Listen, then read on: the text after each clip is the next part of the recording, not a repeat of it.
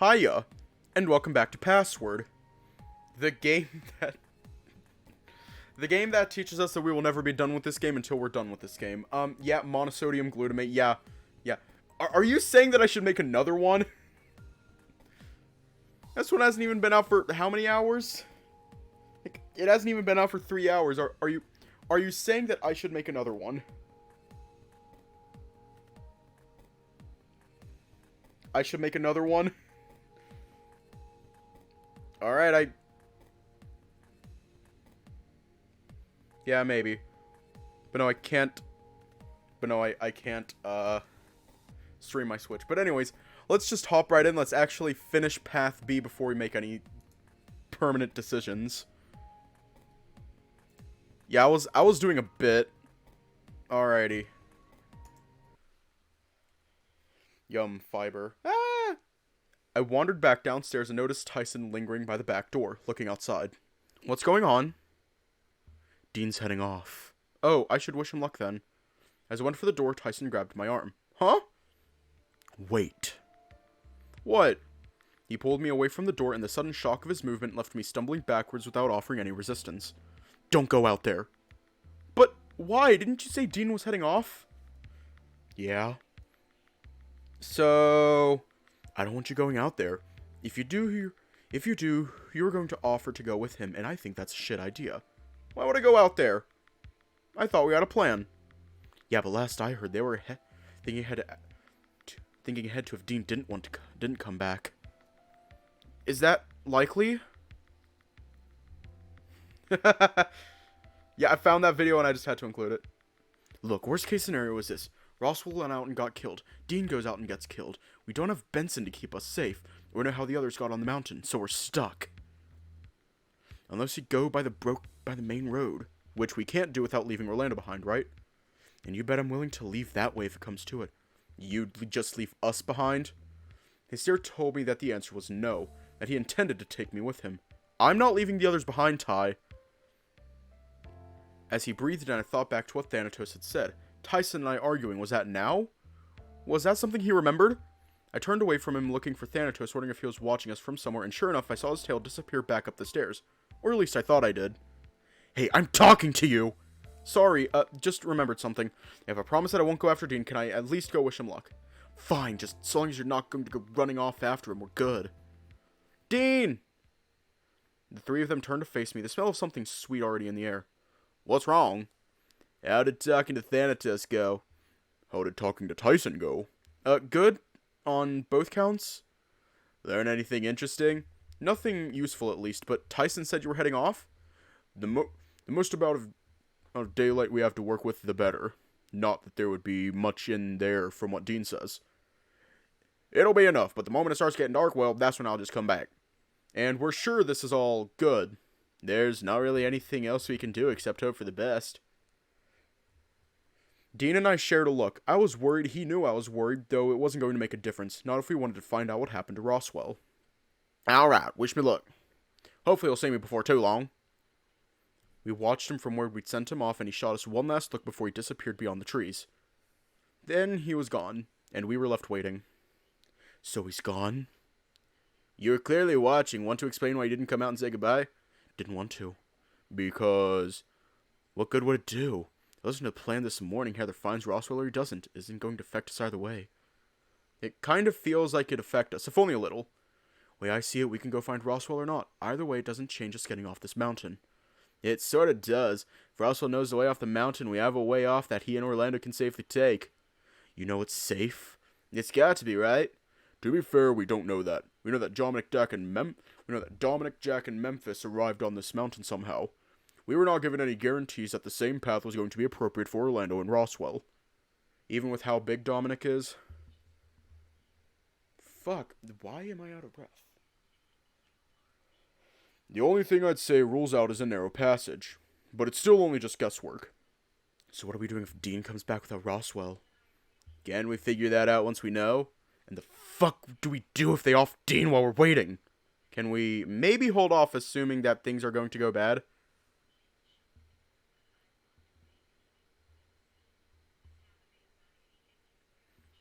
Eventually might actually turn out fine. Everything might eventually turn out fine. Tyson grabbed me by the shoulders and shook me, staring me down. And if it doesn't, can't afford to have you die, Dave! Sal stepped forward and pried Tyson from me, acting as a barrier. Have some faith in Dean. All you're going to do is needlessly upset people in an already difficult situation. Fuck off! All I care about is Dave getting off this mountain safely, and Haas too, I guess. If that means dragging them off the mountain and leaving people behind, then fine. I'm flattered, but you'd be willing to just let Orlando and potentially Ross will be stuck on the mountain with the Mafia?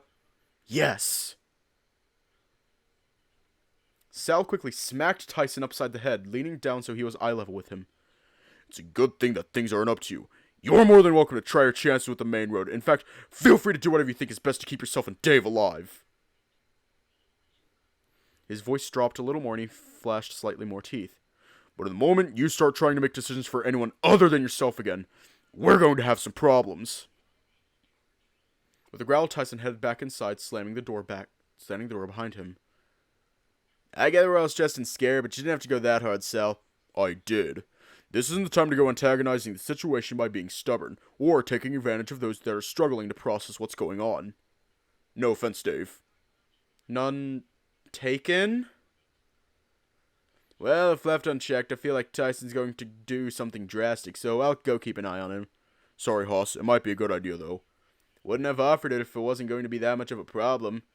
We'll hear from Dean before too long, so it'll be fine.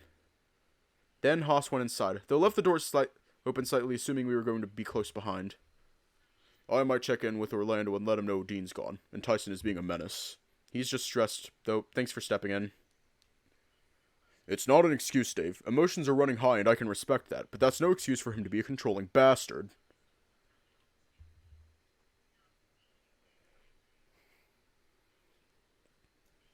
He flinched at his own words, quickly looking away. Sorry. It's fine. Haas will keep him out of trouble. Alright, you're welcome to come with or talk to Thanatos some more, or even take a nap. Whatever happens, I'll make sure someone comes and lets you know what's happening. Go on ahead. I need a moment to just think. So he did, going inside much like Haas did, although closing the door quietly behind him. So it was back to waiting, to hear from Sal, to know if things were okay, waiting for Dean to get back, half waiting for some trouble to happen thanks to Thanatos or Tyson pushing the issue. It was always waiting. I stood there looking out at the trees for a bit, wondering if by some miracle Dean would be back within the hour. Turns out no. And the only things that happened were the smells in the air shifting as they wafted out from the kitchen. Not even a peep from inside hinting that Tyson has devolved into yelling or breaking things, which I only saw as a good thing. I wandered back inside to try and find Thanatos, to see what he had to say, but when I got to the conservatory he wasn't there. Or at least I didn't see him there. Laying down on one of the sofas, I looked out the window to the world beyond. Somewhere out there was home. Somewhere out there was Roswell and Dean, plus any number of things I didn't want to know about. As I closed my eyes, I wondered if I should sleep as Sal offered. It was an option, a lot less of one compared to what the others were doing, shy of talking to Thanatos. I wondered what else I could even offer. I could hear him climbing up the leg of the sofa and lingered just on the edge of my vision. What are you doing? Checking in. You stopped the argument with Tyson happening. Only because you told me that was going to happen. If you hadn't said anything, we would have argued right there in the foyer. I only hope that hasn't changed anything else. Is there any way we can find out, or keep things how your memory goes? Not unless you want me to knock you out and hope for the best. Sure. The answer came out of my mouth before I'd properly thought over what he'd suggested. Thankfully, he didn't seem to expect the answer. Really? You sure you want me to put you under? I'm surprised you didn't do it at the moment I said yes. I'm still wondering if it's going to get us anywhere or not. Only one way to find out, right? You've got me there. Happy hunting, Dave. I was ready for it this time, but I still flinched the moment the sound hit my ears. All at once, the conservatory left my sight, instead replaced with black. I was wondering where I was going to be when I opened my eyes again, the sensation familiar as I started to see again. The first thing I could feel was pain. The first thing I could see was darkness. Yeah. Followed soon by the surrounding woods. I was dazed if I had to describe it, but the moment I was able to, I scrambled to my feet and continued on. Tyson? Dean? Why was I shouting? What about the others in the woods? There was nothing to tell me exactly what had happened, but soon I was running. Every couple of minutes I would stop and yell again, looking around into the darkness, but nothing. It all looked the same, and it was all still, and nothing but the sounds of insects were my company. The trees started to lessen. I could have sworn some of the landscape was starting to look familiar. Not that I could place how or why, as it would just looked like more trees. Dean, Without realizing he was standing in front of me, I crashed right into Dominic and stumbled back. I would have fallen if he didn't reach out and grab me by the arm. Shut up. But Tyson! And Dean! Yeah, and everyone else too, I get it. You're gonna just piss off Memphis. So, what now? You forget you saw me, I forgot I saw you. Hopefully you find who you're looking for before I find Jack. Right, yeah, okay. He let me go roughly, and I continued falling backwards to the floor. Go that way. In the dark, I could make him out pointing in a direction, and he stepped to the side in a different one, his black fur making him disappear near immediately. Had he pointed me towards the house, something told me he did, and I took his direction after dusting myself off. Sure enough, after more running, the house came into view. Who didn't come into view, though, was either of the two I'd been calling out for. Dave? Came to a sudden stop, looking Roswell over. Something about this felt off, but I didn't voice why. Quick, come inside. Something's happening. Something's happened. First few steps I took made everything fade to black. Apparently, that's all I was allowed to see this time. But what was traumatic? Did something happen to Dean? To Tyson? When I opened my eyes again, I was being shaken awake by Sal. Things were dark and I couldn't see Thanatos anywhere. What's going on? Dave, something bad has happened. He eased back so I could sit up. And I looked out the window. Night had fallen and my heart sank. Don't tell me. Dean hasn't come back yet. But it's dark, he said. I know. But that's not all. What happened? Good news or bad news? Bad. Tyson is also missing. What? I blame myself for what's happened. Apparently Haas lost track of him for only a little bit, but caught him heading into the woods too. I stood suddenly, but Sal's big hand stopped me from going anywhere. So to summarize, Dean, Tyson, and Roswell are missing out in the woods, leaving myself, Haas, Orlando, and you here. What do we do? Given it's now after dark and there's not a whole lot we can do that makes sense. Sending more people into the woods just seems insane if I'm being honest. But... I slumped, clutching my face. I'm sorry, Dave. The others are downstairs if you want some company, but at this stage there's not much we can do until morning. There's nowhere we can hide or go before then? Hide? Because we find ourselves in danger? Well, yeah, we know who's out there, so... That might be a conversation to have with the others. Alright, I think I need a minute. I understand. Just remember you're not alone here, and now is the time we need to depend on each other more than ever. I know. I'll head downstairs. Come join us when you feel up to it. He left me where sitting on the sofa, flashing me a small worried smile before closing the door behind him. 3 people now missing. Not even dead, just missing, in a way that was worse, because the unknown added so many other factors to consider. Naturally, I wanted them alive and safe here with me. My brother and 2 other dear friends could be alive, dead, or worse, and I just had no way of knowing. Well, this isn't something I remember. Thanatos stepped out from under the sofa, scratching his chin. Well, guess we just have to make do, huh? What do you mean? The way I see it, we have 2 options. I'm not going out into the woods. Let me finish! One option is bad, the other one is worse. I'm still not going out into the woods. You might want to reconsider that after you hear what the options are. If you've been in the room the whole time I've been unconscious, then you heard Sal. The others are in the woods. More going out there isn't going to help. And how are you going to find out what happened to them? Just wait? It's a safer option. Everything could be fine.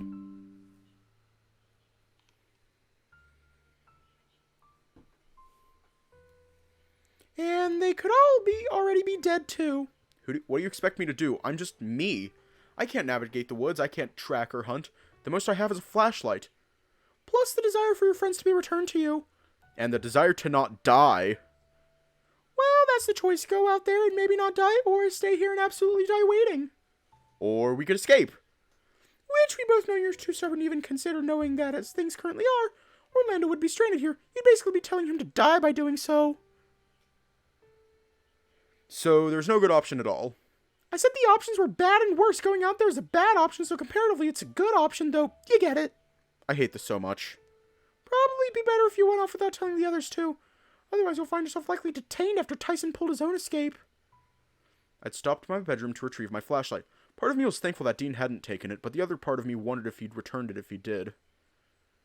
The others I could hear idly chatting in the dining room as I eased towards the back door, quietly opening it and looking out into the night. I stood there wondering just how bad things could be. Was this a trick by Thanatos, or was he just reminding me that the threat of Memphis was still to come? A few steps off the back deck and onto the grass. I looked back to the lit up window of the dining room. If I stuck to the shadows, they'd not know I was outside should someone glance outside. Chances are they'd be doing that while hoping for someone to return. Thanatos at least promised to tell the others what had happened to me once they realized I was missing. I just had to focus on finding out where the others had gone. It was better than waiting around to be killed, though not by much. I'd underestimated just how much the light from the mansion was lighting things up once I'd passed beyond the tree line. It was dark and I could barely see my hand in front of my face. If it wasn't for the sounds of insects echoing around me, I'd have assumed that I was somewhere deep and dark, like when Thanatos knocked me out. I wanted to call out for the others, but was worried I'd attract unnecessary attention, though at some point that thought must have left me when I turned on my flashlight. Oh, fuck. Hello? Is anyone out there? No response and barely any sound beyond what I'd been hearing already. Each footstep I took made me wonder just how far into the darkness I'd come. Sniffing the air, I tried to catch any trace of Roswell, Dean, or Tyson, but got nothing. No earthy scents from Dean, nothing sweet from Roswell, no tingly, spicy ones from Tyson. A sudden snap of a twig echoed off from somewhere far off, and I froze, fumbling with my flashlight for a moment before turning it off. I could hear myself breathing and tried to breathe quieter. I tried to see deeper into the darkness, but my flashlight had ruined what night vision I had. My first stood on end, sensing someone nearby. Hello? I clamped my hand over my muzzle to realize the moment I'd realized I'd spoken, but no response came. A few more moments passed before I decided that maybe I just heard things. More importantly, that I wasn't going to accomplish anything just by standing there. I just had to turn my flashlight back on and keep moving. Fuck. I'd realized too late what I'd done. I realized moments before it happened that I shouldn't have come out into the woods after all.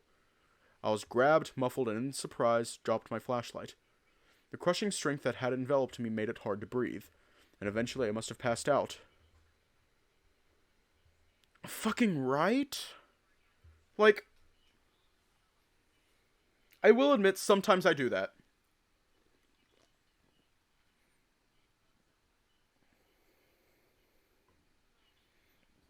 But typically I'm just like, yeah, nope.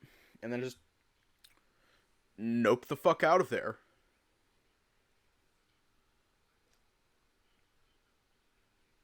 I grew up in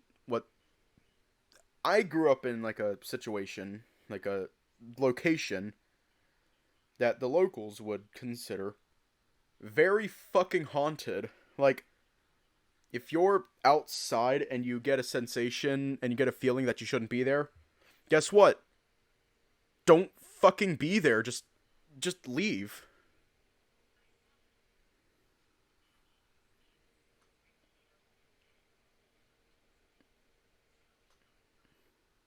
Okay. Or if not passed out, was drained enough that I couldn't register myself being picked up or carried off somewhere. Or specifically, who could say? Fuck. Well, we're dead. My head was pounding. Even unconscious, I could tell that I'd been placed somewhere cold and uncomfortable. I was certain that some time had passed.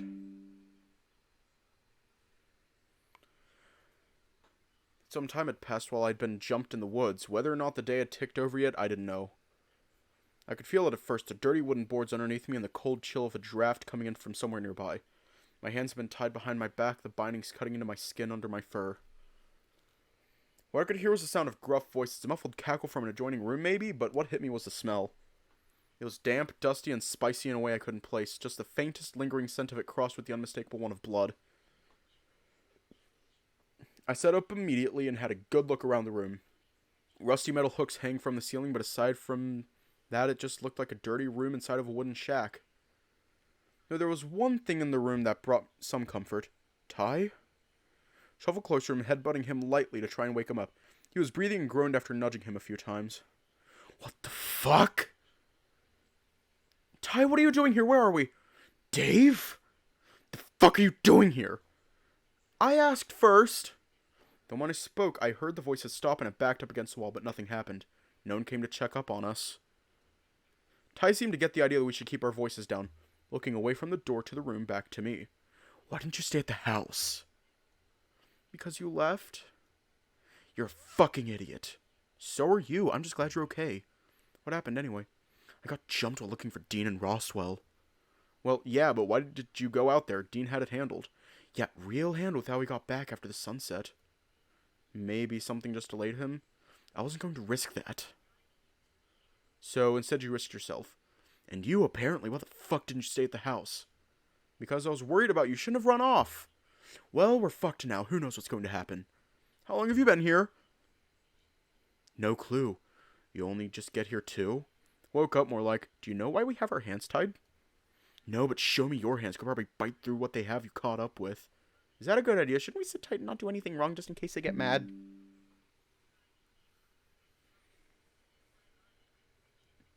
Dave, I swear to God, turn around so I can free you. He headbutted me on the shoulder to insist on me turning around and started biting out whatever it was that had me restrained. I thought you'd have an easy time biting through things, Ty. It's some sort of thick plastic like a zip tie but heavy duty. Heard the snap and my hands were free, Ty quickly shifting around so I could do the same.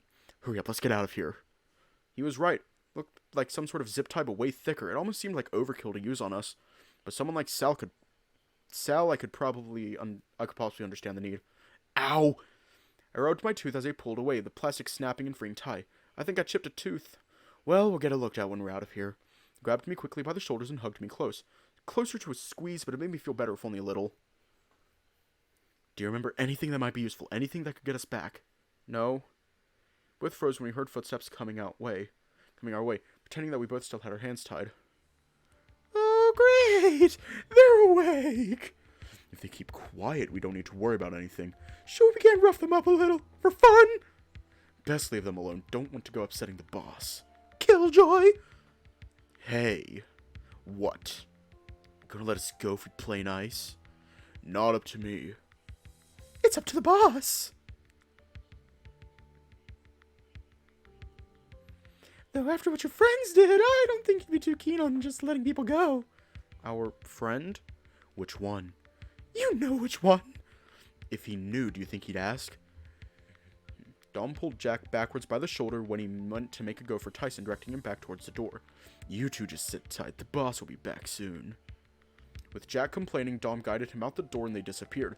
I could hear them talking, if muffled, as they walked away, leaving the two of us alone again. So, one of them did something. Reckon it was Roswell. Or Dean. Doesn't matter. We still don't know where either of them are.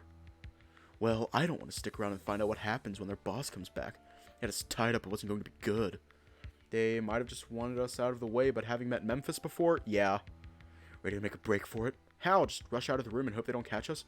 Yes. Jack can outrun me. He could probably outrun the both of us, plus he'd have Dom help him. Shit. So we're sneaking out of the room? A window? Not as if we have the option here. Gestured towards where there would have been a window if it wasn't boarded up. We're not getting through that without making a bunch of noise or tools anyway. So then how? Next time it quiets down, let's sneak out.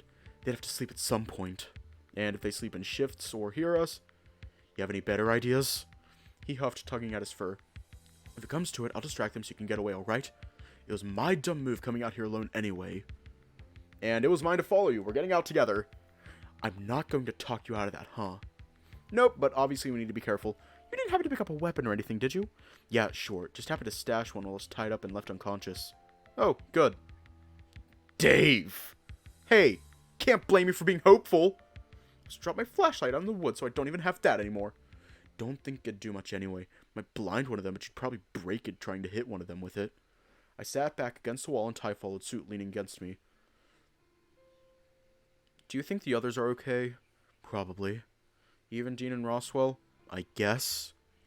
Not really reassuring, Ty. What do you want me to say, that everything's fine? I mean, yeah. And if it's a lie? Well, you might have a point. He took my hand, making me flinch, but I quickly looked at him. Hey. What? I know I'm, not perfect, right? Yeah, but that doesn't bother me. Why? Because you're my brother. Your family. You made me worry going into the forest by yourself, especially after the others did, but... But what? You wouldn't be you any different. He scoffed, shaking his head slightly, but I continued all the same. Just, sometimes I wish I understood you better, but other times I like not knowing you entirely. It would be nicer if I could tell when you were actually going to go and do something dumb so I didn't worry so much. Hey, I'm not that bad, am I? You're up and down, kinda. Meaning, I'm used to you getting excited suddenly over fried chicken or pumpkin bread, then also being broody and annoying when something's bothering you, but without talking about why. I don't think I get what you're trying to say. I'm just saying that as it is, you're my brother as you are. I wouldn't trade it for the world. Even if you make some dumb decisions sometimes. He hugged me roughly, though once had his arms around me, he settled, letting me return the favor. There was a comfort having him this close, but both of us had our ears trained on the voices elsewhere, waiting for them to die down. Time continued to pass with us in that room. It's hard to say how long, but eventually the voices stopped. We heard a door open and close, but that's about it. I didn't dare move, but Tyson was the first to decide enough was enough. He peeled away and crept towards the door, placing his ear against it to try and get a feel for what was happening. Then, presumably having heard nothing, he cracked the door open slightly and peeked through whatever was on the other side. Anything? Quickly held his hand up without looking my way, eyes locked to the other side of the door. Come quietly. Shuffling over my hands and knees, I stopped next to him, looking expectantly. He eased the door open, and I saw that it opened up into a small hallway, room directly across from us with the door open. Tyson stuck his head out, peering down the hallway before slipping out to the other room, gesturing for me to follow. Not knowing what to be looking out for, I took his lead and snuck across. It appeared to be a makeshift bedroom. What beds were there seemed rickety and hardly high quality, but showed signs of use. More notably, it had a window that me and Tyson made a beeline for and cracked it open, looking back at me. Come on. Ty? I'd gone through the window first, dropping onto the soft ground below. Not that it was a drop given we were on that level already, but Tyson hadn't followed. Backing up a little, I tried to catch sight of him still inside the room without standing up properly, just in case someone had caught him. But then he quickly hopped out of the window and took me by the hand, guiding me away until we were behind a few layers of trees. Gotta be careful in case we run into anyone out there again. So grabbed a weapon. What weapon? He flashed the knife that he had tucked away in his waistband. Hiya. Taking it out to hold it in his free hand. You could have just carried that in your mouth, or literally anywhere that wouldn't have possibly hurt you. I didn't cut myself, it's fine. Besides, I had to grab something else. What? He let go of my hand, reaching into his pocket and pulling out something that looked vaguely familiar. Couldn't place it at first, but then it clicked. What didn't make sense was why. Is that half of one of the medals? Seemed like it, that's why I grabbed it. But why? Because I found the other half already? When? Doesn't matter. At least not now, anyway. Well, great, I guess. Why'd you bother grabbing it, though? Doesn't make sense to me. Why would half a medal wind up here? Some dumb game that Benson got us to do. So why is one of the medals out here? You think he set this up, got the Mafia to show up, and gave them a medal? I don't know, but something's up. But first we have to get back. My eyes were still on the knife in his hand, and I realized why it looked familiar. That's Jack's. Probably. We should get out of here before he notices it missing then. He set off carefully first at a fast walk, then once the light of the cabin was behind us, we started to run. Every now and again stopping to not only catch our breath, but listen out for anyone in the woods with us. Memphis was unaccounted for, and there was no telling if Dom or Jack had left the cabin in search of us. Not to mention Dean or Roswell. Our eyes had adjusted to the dark, and the moment I started to hear water, I tapped Tyson on the shoulder and we headed off towards the only landmark we could navigate towards in the dark. As the river came into view, so did something else. I grabbed Ty to pull him back just in case. What is it? This is the place, Ty. This was the place I ran into Jack. Well, it's not the house, so let's get going. As we turned to leave, I noticed movement near the entrance to the mill and ducked out of sight, Tyson doing the same. He urged me quietly to follow, but I stayed watching, and I was glad I did. Wait, look! The moment we spotted him, Tyson stepped out of the cover. I was surprised that he was so readily willing to stop hiding, but he marched right up to Dean as if it was nothing. I didn't expect Tyson to punch Dean in the gut. It didn't seem like his heart was in it, but it still looked like it would have hurt someone. What was that for? More importantly, what are you doing out here? I stepped out enough so I could make my presence known, drawing a groan out from Dean. What was the point of me heading in if you were going to follow me anyway? You never came back. You said it's sundown. That's true. Not to mention we have no fucking clue how to get off the mountain otherwise, so we would have just left behind. We would have just been left waiting for Roswell to get back if he didn't. Which he didn't. No Roswell either, huh? You expected him to be back by now? I've been out searching and haven't seen him. Haven't seen anyone else aside from you two. None at all. Great. We both had our get snatched and Dean has a nice stroll by himself. What do you mean snatched? We just escaped from a cabin where we'd been tied up. I got grabbed by, I'd assume Dom, Tyson too probably. Yeah, no way the rabbit would have been able to pin me like that. Roswell wasn't there either? Nope. So, either dead or somehow missed all the excitement like you did. Well, I'm glad you're both alright. Why were you in the middle anyway? I was looking. In the quiet... Their faces. What? What? I'm sorry, could you repeat that? What? In the quiet of the night, we heard something echo up from inside the mill. Dean looking over his shoulder before Tyson grabbed him by the shirt and we made a break back for the trees to hide. We just waited, watching the entrance just in case, occasionally shooting each other worried looks as if to check if it was safe again. Just as we thought it'd be safe to talk, another sound would come up and we'd clam up. Minutes passed and right as Tyson was about to crack, we saw movement. Oh shit, this bitch. Yeah, their scared looks can be funny. He's not my type. Stepping out from the entrance was a tall dragon, taller than Sal even. He was familiar to me. I'd been in his presence before at Orlando's house. This bitch. With him, he seemed to have a box of something. Whatever it was seemed heavy, though it didn't stop him from curiously balancing his gun on top. You could hear him mumbling about something as he wandered off through the trees, likely towards the cabin. Once we stopped hearing him, though, we looked to one another unsure. Orlando's dad. The fucker's huge! And armed, plus whatever was in that box isn't going to be good. It's not going to be just food or something. With how heavy that looked, what could possibly be in there if it's not food? Nothing good, that's for sure. Oh, fuck. What? So they had you tied up, right? Yeah. What's going to happen when they notice you're missing? Oh, fuck. You think they go back to the house? You want to take that risk? Have to let Haas know. And Sal, I guess. Poor Orlando? Sure, him too. Point is, we need to move. Now! We set off quickly. Dean led the way with Tyson close behind and me tailing behind. So much so that Tyson kept looking over his shoulder to make sure that I was close behind. And if I wasn't, he'd stop to grab me and drag me forward till I kept pace. I'd stopped registering how cold it was in an effort to get back to the house faster, wondering if we'd know when our absence was discovered. Between our heavy breathing and the occasional comment that we need to keep going, no words were shared. It wasn't a run so much as a jog, but for the middle of the night, with nearly no sleep, it was taking its toll. Wait, I need a breather. Alright, a couple of minutes, but then we really need to keep going. I can go on ahead. You two rest up. Nope, we're sticking together. Last thing we need is you getting ambushed out there. Again. Tyson growled but left it at that. Dean was right, though my mind was elsewhere. How can Roswell still be unaccounted for? You don't think he died, right? Like, killed or either? Do we just assume he's dead? I don't want to assume that. You might have to. A bit rough, but I think I agree. We can't risk sticking around if we can get off the mountain safely. None of it matters unless we get back to the house and get out of here. Can't be worrying about him if we're dead. Dean nodded and they both looked at me, already looking to get going again. Alright, fine, okay, let's go.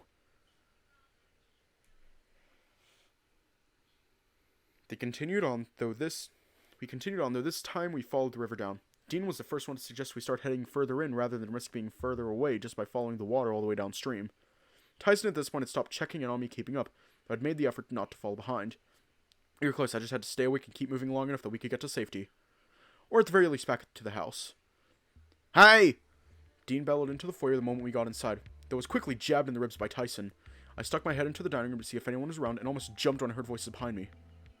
You're back! Orlando's eyes fell on me and I could see his expression shift immediately to disappointment.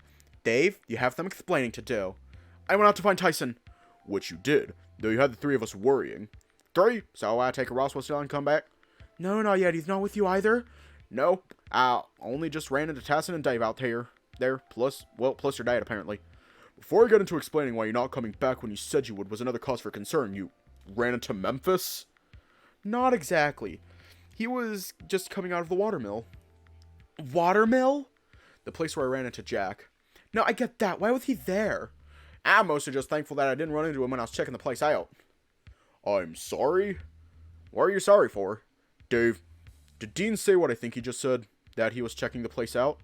That's when Tyson and I found him anyway, just walking out of there as if it was nothing. Why were you in there? The thunder already set, so you should have been back well and truly before then. I was looking for Roswell. You should have stopped searching by then. But I only just found it. It was worth checking. I swear, the next thing I'm going to hear is that you're working for my dad or literally anyone in my family. I'm not. Real quick, just to stop this from becoming a witch hunt, he's telling the truth.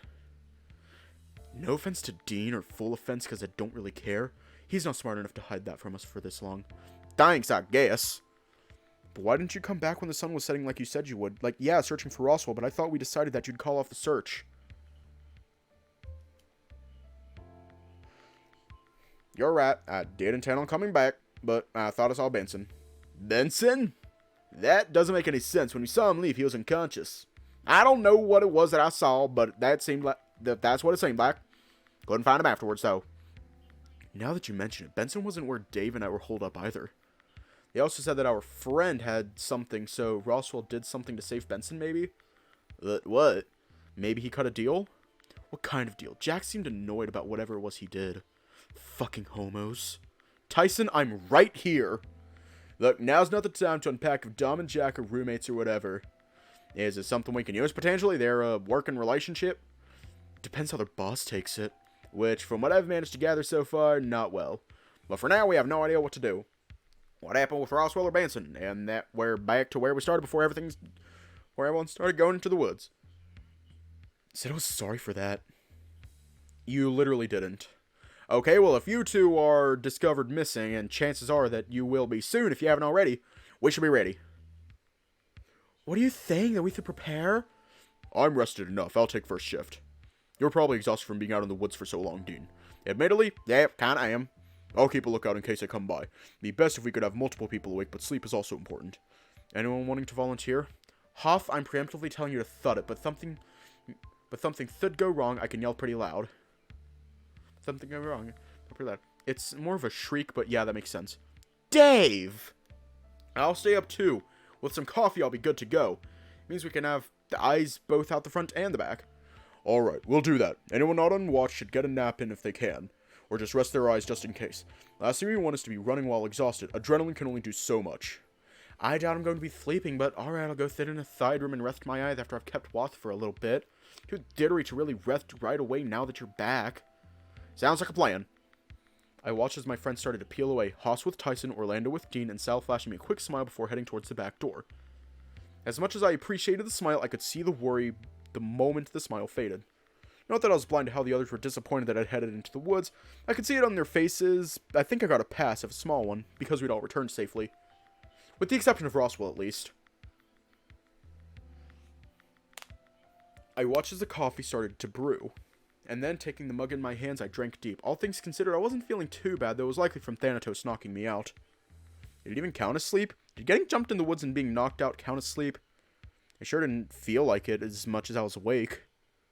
Stepped outside to join Orlando in keeping watch, sitting down next to him on the steps. Got your coffee? Yep, got your, You really shouldn't have gone out there, you know. You had us worried. Couldn't have let Tyson and Dean and Roswell stay out there. Could have gotten hurt. You did get hurt! No hurt, just grab, and I guess grab and unconscious, but, you know, otherwise fine. Dave, that's not exactly fine. When I woke up, I'd just been tied up. Same with Tyson, but no stabbing or being shot or anything. Well, I guess Dominic does like his jobs to be easy. And killing us would have made things harder. I don't really want to get into it, but yeah, it would have. They're referred to as cleaners.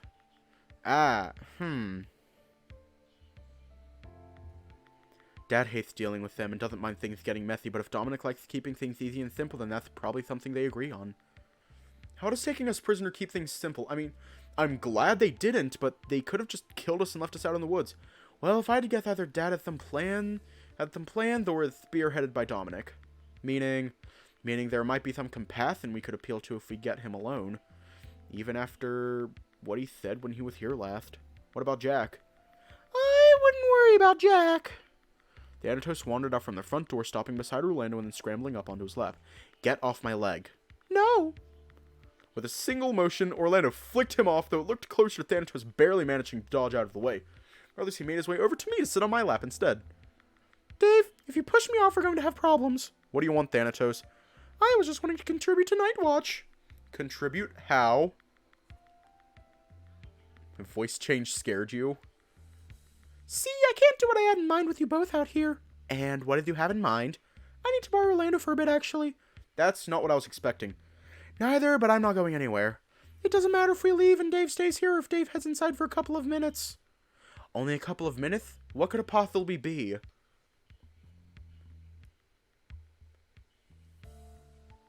What do you think, Orlando? Should we let him or... Hell no. This is just an exercise of futility! I already know how this is going to play out! Really? Of course!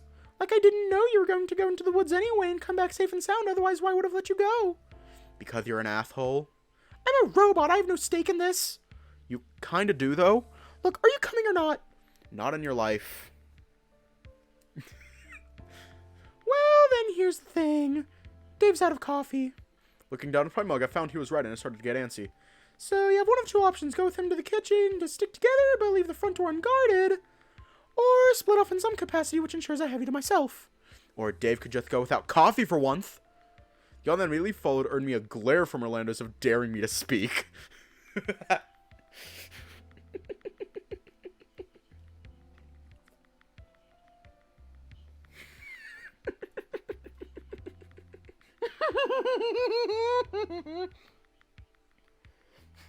Okay.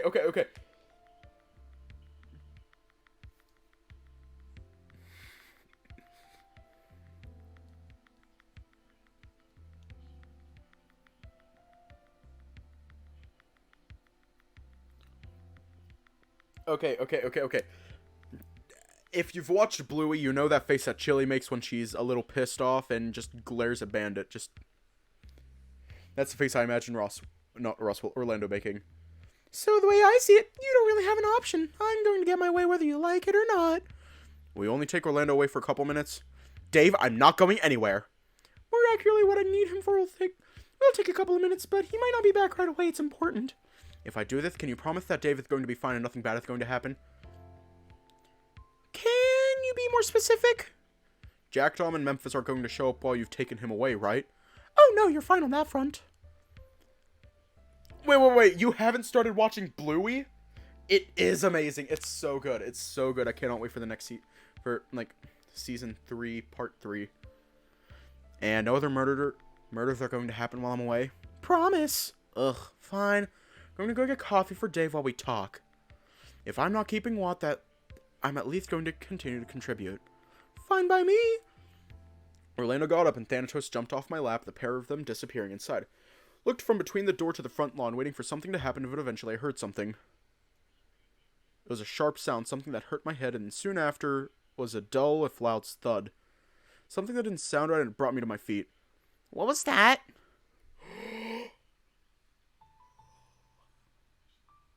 Roswell! Oh my god, it's Roswell! The bacon! Ah! Okay. I need to stop doing that because I don't know if I can keep doing that. Bitch, you had us worried! I almost jumped out of my fur as I turned to see Roswell standing there off to the side. Halfway through his stride, it looked like. Roswell, you're alive! Oh, yeah. Yep, still alive. What happened? Where were you? I went into the woods with Dominic, you know that. No, that much I know. What happened after that? We were all worried. That's a loaded question. Still, Dean went in to go looking for you, then Tyson did, then I did. But you all made it back, or? Well, yeah, but not after getting grabbed by Dominic and being tied up. How much did I miss? Meaning? I fell unconscious out in the woods. And I was unconscious? When I woke up, I started to make my way back, but it was dark. Anything that happened between when I passed out and now I have no idea about. What happened to Benson? What do you mean? Dominic had him. I stared Roswell down on shore. Should we go find the others and tell them what happened? Or... And why were you outside? Waiting for Memphis, Jack, and Dominic to show up. Because... because when I was grabbed out in the woods, they tied me up and dumped me in some room in a cabin, but we escaped. Apparently one of my friends did something that made them mad, but Benson also wasn't there, so... Right. So what did you do? I don't want to dodge the question, but I think it's better we assemble everyone for this. At the very least, more than just us. Why? Everyone else is resting just in case we need to run for it. We might not need to, though we'd be taking a gamble. What makes you say that? I still know the way off the mountain. Dom upheld his part of the deal at the very least. Great, where is it? Let's head inside and tell everyone at once. Roswell walked past me into the foyer despite my protests, looking around for the others. Roswell, wait! Me saying his name must have been enough. I could already hear people were starting to resurface. The moment Haas and Dean stepped out of the side room, they saw Roswell and came right over. Haas didn't look too impressed, and Dean just looked away. Oh, you have some explaining to do, Roswell. I do? I don't know. Do you? An explanation will be good to know what took you so long, especially after giving Dave and Tassin went in. I had it handled.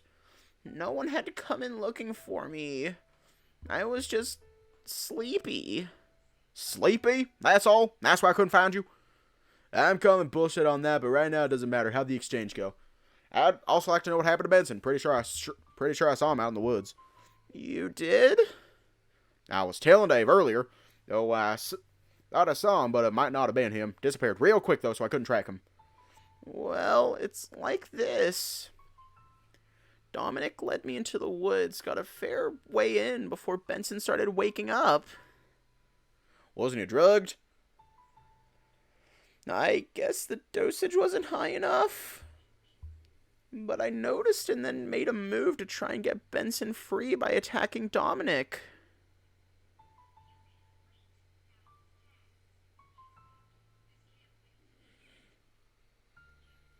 And how did you manage to take him down? Would you believe scalpel to the back of the knee? No.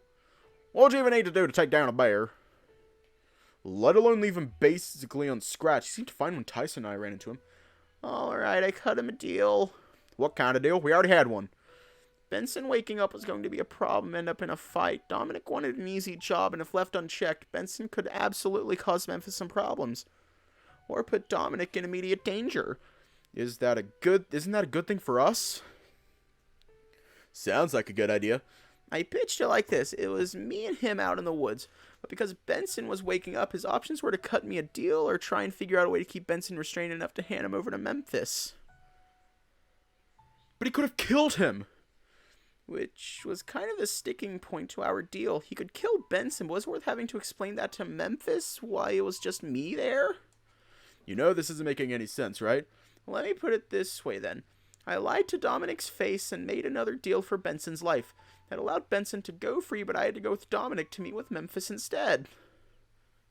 So far so good, but then how are you back? Memphis let me go. You're lying. He just let you go? I gave him what he wanted. He told me the way off the mountain and I made my way back. And at some point I fell unconscious before I could meet back up with Benson and made my way here. That sounds plausible, but he was lying? Well, not exactly. What he said was the truth as he believes it, but I don't believe it for a second. Does that mean Benson is out there in the woods still? Honestly, no idea. Maybe. He could have gotten off the mountain by now, but I only found the way off after we'd split up. Is it possible he fell unconscious like you did? No idea. No, I don't know. I guess I'm also a dipshit. Wait, so, just so I understand it. You left yesterday, spent all day unconscious, and woke up and wandered here. Nothing happened in between? It's bad when you put it that way, but yeah, pretty much. It checks out, but this is absurd. I'm sorry to change topics like this, but is it fine if I go get something to eat? I've kinda not eaten for a whole day. Sure, just mind the dragon on the floor when you do. I'm sorry? Why's Orlando on the floor? I knocked him out, obviously. But why also? But also, thanks for not knocking me out this time. Yeah, if things are this bad, why did you take Orlando out? I'm hoping to set Orlando up for something, some heroic moment that might pay off later. And if it doesn't? Well, he was being annoying, so whatever.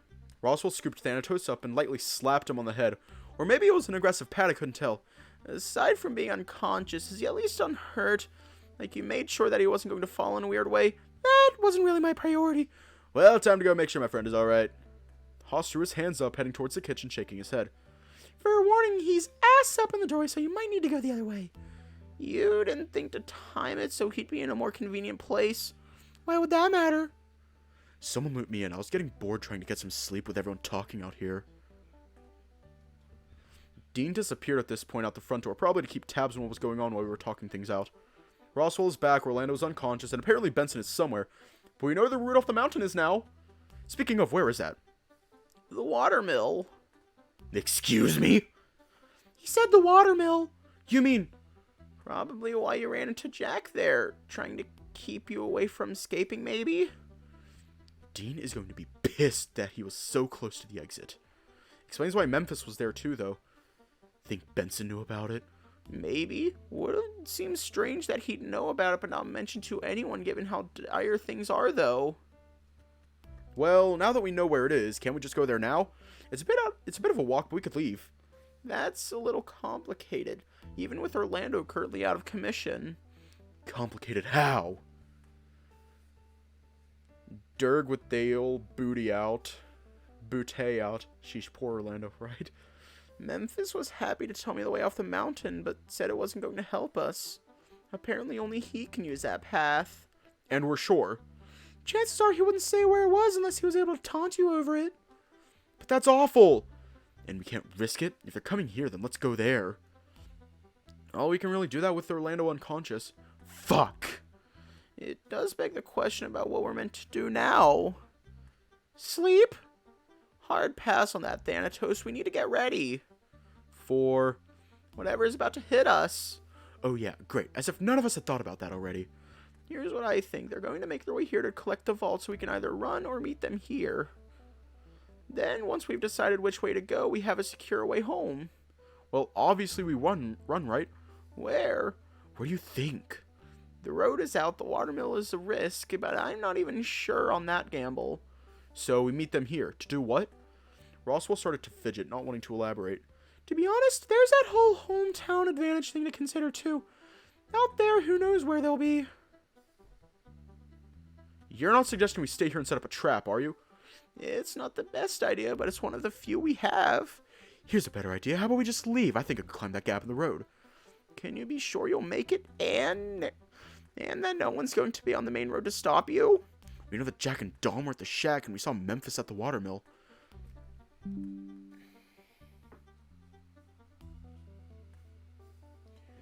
Yeah, I've never heard that song.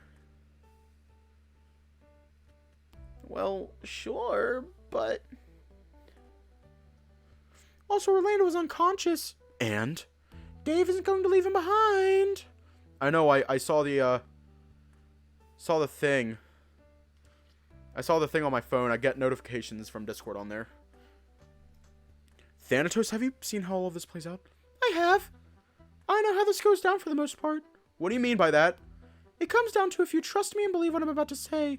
I looked at Tyson, who was already looking my way. Then a moment later, he made a move for the dining room. I'm going to go see if I can wake that fat ass up. Sooner he's up, the sooner we can go. How bad are we looking? You know how bad, Roswell. You can't possibly mean... I do, but if you want things to play out differently, we're going to have to take some risks. What risks? Dave, here's what we need to happen. Everyone needs to stay in the house. We're going to wait for Jack and Dominic to show up. Oh, okay. But that's... So we set traps? No, no traps. But that's crazy. What do we do when they show up? I'm with Dave on this one. You just expect us to do nothing? I do. It maximizes the most people surviving. The most or all? Look, do you want some of your friends to survive or for everyone here to die? I want them all to live, Thanatos. And there's no chance of that happening at all? You don't want the answer to that. I refuse to believe it. There has to be a way. We could leave. And where will you go? Home? Without dealing with Memphis? How will you sleep knowing he's out there possibly looking for you? That he won't stop until he's got exactly what he wants? No, there has to be something we can do.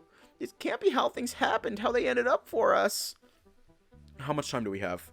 Until I looked at Roswell and gave him a nod, heading towards the front door. I'm going to go get help. If Benson disappeared to go get help, then maybe I can leave with Dean or something and cross a hole in the road. We only have to get so far as when we have reception again, right? Bad idea, Dave. If you go out that door, you will not be entering this mansion alive again. Almost immediately, I turned around and started to head out towards the back door instead. Can you sit still and wait for the bad guys to show up? Unless there's a password to figure out in the vault downstairs, I can't just sit tight. Is that why you ended up in the woods before? Kind of. Oh, for the love of... Roswell, sit down. Dave, come back here. Shut up and then sit down. And then what? Less talk, more, even less talking. Is it really just waiting? We can't do anything else? Well, I prepared Orlando for what's about to happen, so all that's left is you two. You don't mean...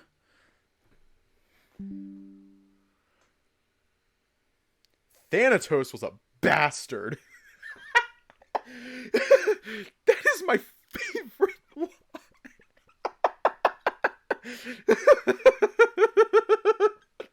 Fuck.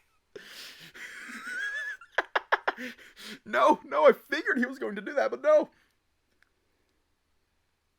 No, it's this line right here. Thanatos was a bastard. That's it. Just Thanatos was a bastard. Thanatos was a bastard. He hit me with that sound, and I saw Roswell crumple too. If it was anything like what he'd done to me before, and like what he'd done to Tyson, I knew that things were going to be sore when I came to. Last thing I was conscious of before it all went to black was the sound of hurried steps back inside. Dean or Sal, maybe, it was hard to say. When I opened my eyes, my chest felt heavy. I could feel the heat of the fire, the burn of it on my fur and in my lungs from the amount of smoke around us. I pushed myself up to my hands and knees and looked around, though there wasn't much to see. Parts of the house had fallen around me, the front door blocked off from where things had collapsed in front of it. Couldn't see my friends, I couldn't see Thanatos or any of the bad guys we were meant to be expecting. Somewhere deep down I had a resigned feeling that I knew this was how things ended, that this was just how things had to be. Heavy stomping drew my attention as he stepped through the rubble. Parts of him were on fire, but he seemed to not notice or even care. But I could tell, even with the heat making it hard to focus, that his red scales were hiding the smears of blood that he'd collected over who knows how long. I'm gonna wait for this ad to play. Hi, bitch. Ah, my back. I just cracked it. Felt amazing. Ah.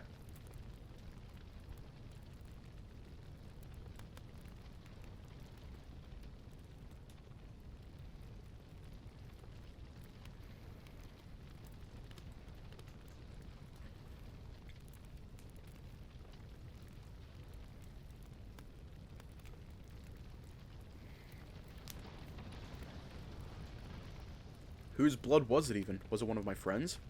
But he picked his gun up off the ground, dusting it off casually, and then sized me up. So you're the last one, huh? That gun came to rest, pointed right at me as I heard another loud bellow from somewhere, someone roaring over the flames. I expected the gunshot after I closed my eyes, but instead it was a crash, a thud, and then it all quieted down. Must have been all I was allowed to see, which felt strange when I thought about it. Was Thanatos choosing what I could or couldn't see? Or how much, even? If so, why was he choosing these moments? More importantly, if he wasn't, then what was the purpose of putting us under like this at all? Next I was sitting in the middle of the hedge maze. I felt weak, hungry, and tired, but I was awake. Around me was no one again. I was by myself. I'm telling you, we're missing one! I could feel myself tense up, shrinking into a corner just so I was as small as possible. The scent of blood was in the air, and I cowered hearing their voices come closer. Shame about Haas. He was a good guy. He was a lion. If you liked him so much, why don't you marry him? Oh, right, he's dead. I heard Jack cackling before being cut off suddenly, making a choking sound instead. The hell did I hear you say? Nothing, boss. Let him go. Oh, look at him try and cut me off. Reckon his head will pop right off like that pig. Boss, please. Sharp intake of air, followed by coughing, came after, though only one set of footsteps seemed to continue moving around. So is there one more or not? I'm done waiting. My breath caught on my chest as I heard them come closer. It was Dom's voice that made me almost pass out. No, boss. No one else. Jack's just imagining things. My heart stopped as I heard the gunshot fire, but who was shot, I had no idea. Get up! We have a job to finish! Then he started to walk away, just like that. A few moments passed before I could hear someone pick themselves up and start to wander away as well. Their feet heavy, but the weight not accompanying it. Must have been Jack. I breathed a sigh of relief and checked my phone, doing a double take. I had reception. Immediately I called for help. Hello? Hello? Who's this? It's Dave. David's son, the hyena. Oh, yeah, how are you doing, kid? Not great. Can you send the police, please? What happened? Are you in danger? Everyone is dead. The road is out. The house is probably gone. I'm the only one left. Okay, slow down. Where are you? The phone was plucked from my hand, Memphis holding it up to his face. Sorry, wrong number. In a single motion and a wicked grin, he crushed my phone in his grip. Now that that's done, let's have a little chat, shall we? He pointed his gun at me and motioned for me to stand up, though the world went black then and there. How was any of this useful? How was any of this going to help, and what was happening when I was awake? This time when I woke up, I was burning. I could smell the singed fur, the burning wood, the blood, the smoke. Orlando was holding me carefully, but he was running way harder than normal. Oh God, Dave! Dave! He shook me gently and I coughed, trying to sit up. No, don't move. Orlando, where? No, don't talk either. Only barely pulled you out of there. I looked around, though limited to what I could see from how Orlando had me. I sniffed the air in vain. Roswell? Looking up at him, I could see the expression he was giving me, trying to keep his eyes averted. Dean? Sal? The slow shaking of his head made that sinking feeling in my chest and stomach all the worse. A feeling of hollow despair started to blot out even the pain from the burns across my body. Anyone? I'm sorry, Dave. It's just us. I felt myself go limp, staring upwards into the sky. Everyone was gone? Did they die in the fire? It was short, but I got the idea. A fire, everyone died. It was about what was expected. Well, we can't leave him like this. What should we do then? Has Sal found Thanatos yet? If we'd found him, I think he would have come back by now. Huh? Hiya. I was flat on my back in the middle of the foyer next to Roswell. From what I could tell, Roswell was unconscious too. Dave, are you alright? I think so. That's one of you awake at least. Orlando and Roswell is still out of it. What happened anyway? Last thing I said before Thanatos did his thing was like, I can't find him. Maybe we should have let Tyson search instead of leaving him with watching over Orlando. Tyson needs to learn to calm down. If he was given free run of the house, there's every chance he'd get distracted or wander off. Give him some credit, he wouldn't leave us like that. As his friend, I can almost guarantee you that he'd up and bail if it meant keeping Dave safe. It's why he ran off into the woods. How long was I out anyway? Long enough? 1 hour, 13 minutes, and some amount of seconds probably. You're not even wearing a watch. It's an estimated guess. Could have just said an hour and left it at that. And the others still haven't woken up. Why did I wake up first? More importantly, why did you end up unconscious? Thanatos said that he needed to prepare us for what was about to happen. He wanted to talk to Orlando and probably knocked him out. Then he did the same to us. I'm starting to not like how he does that. Only starting? Well, did he prepare you or not? I don't know. I sat up looking down at Roswell and then to the other three. When I was unconscious, I just saw things. What kinds of things? There was nothing good I could say to him. Dave? Just what could happen? How many of us dead compared to, well, that and there was... Fire! Looked across to Roswell, who sat up suddenly with Sal kneeling beside him, seemingly stunned by how quickly Roswell had gotten up. Fire?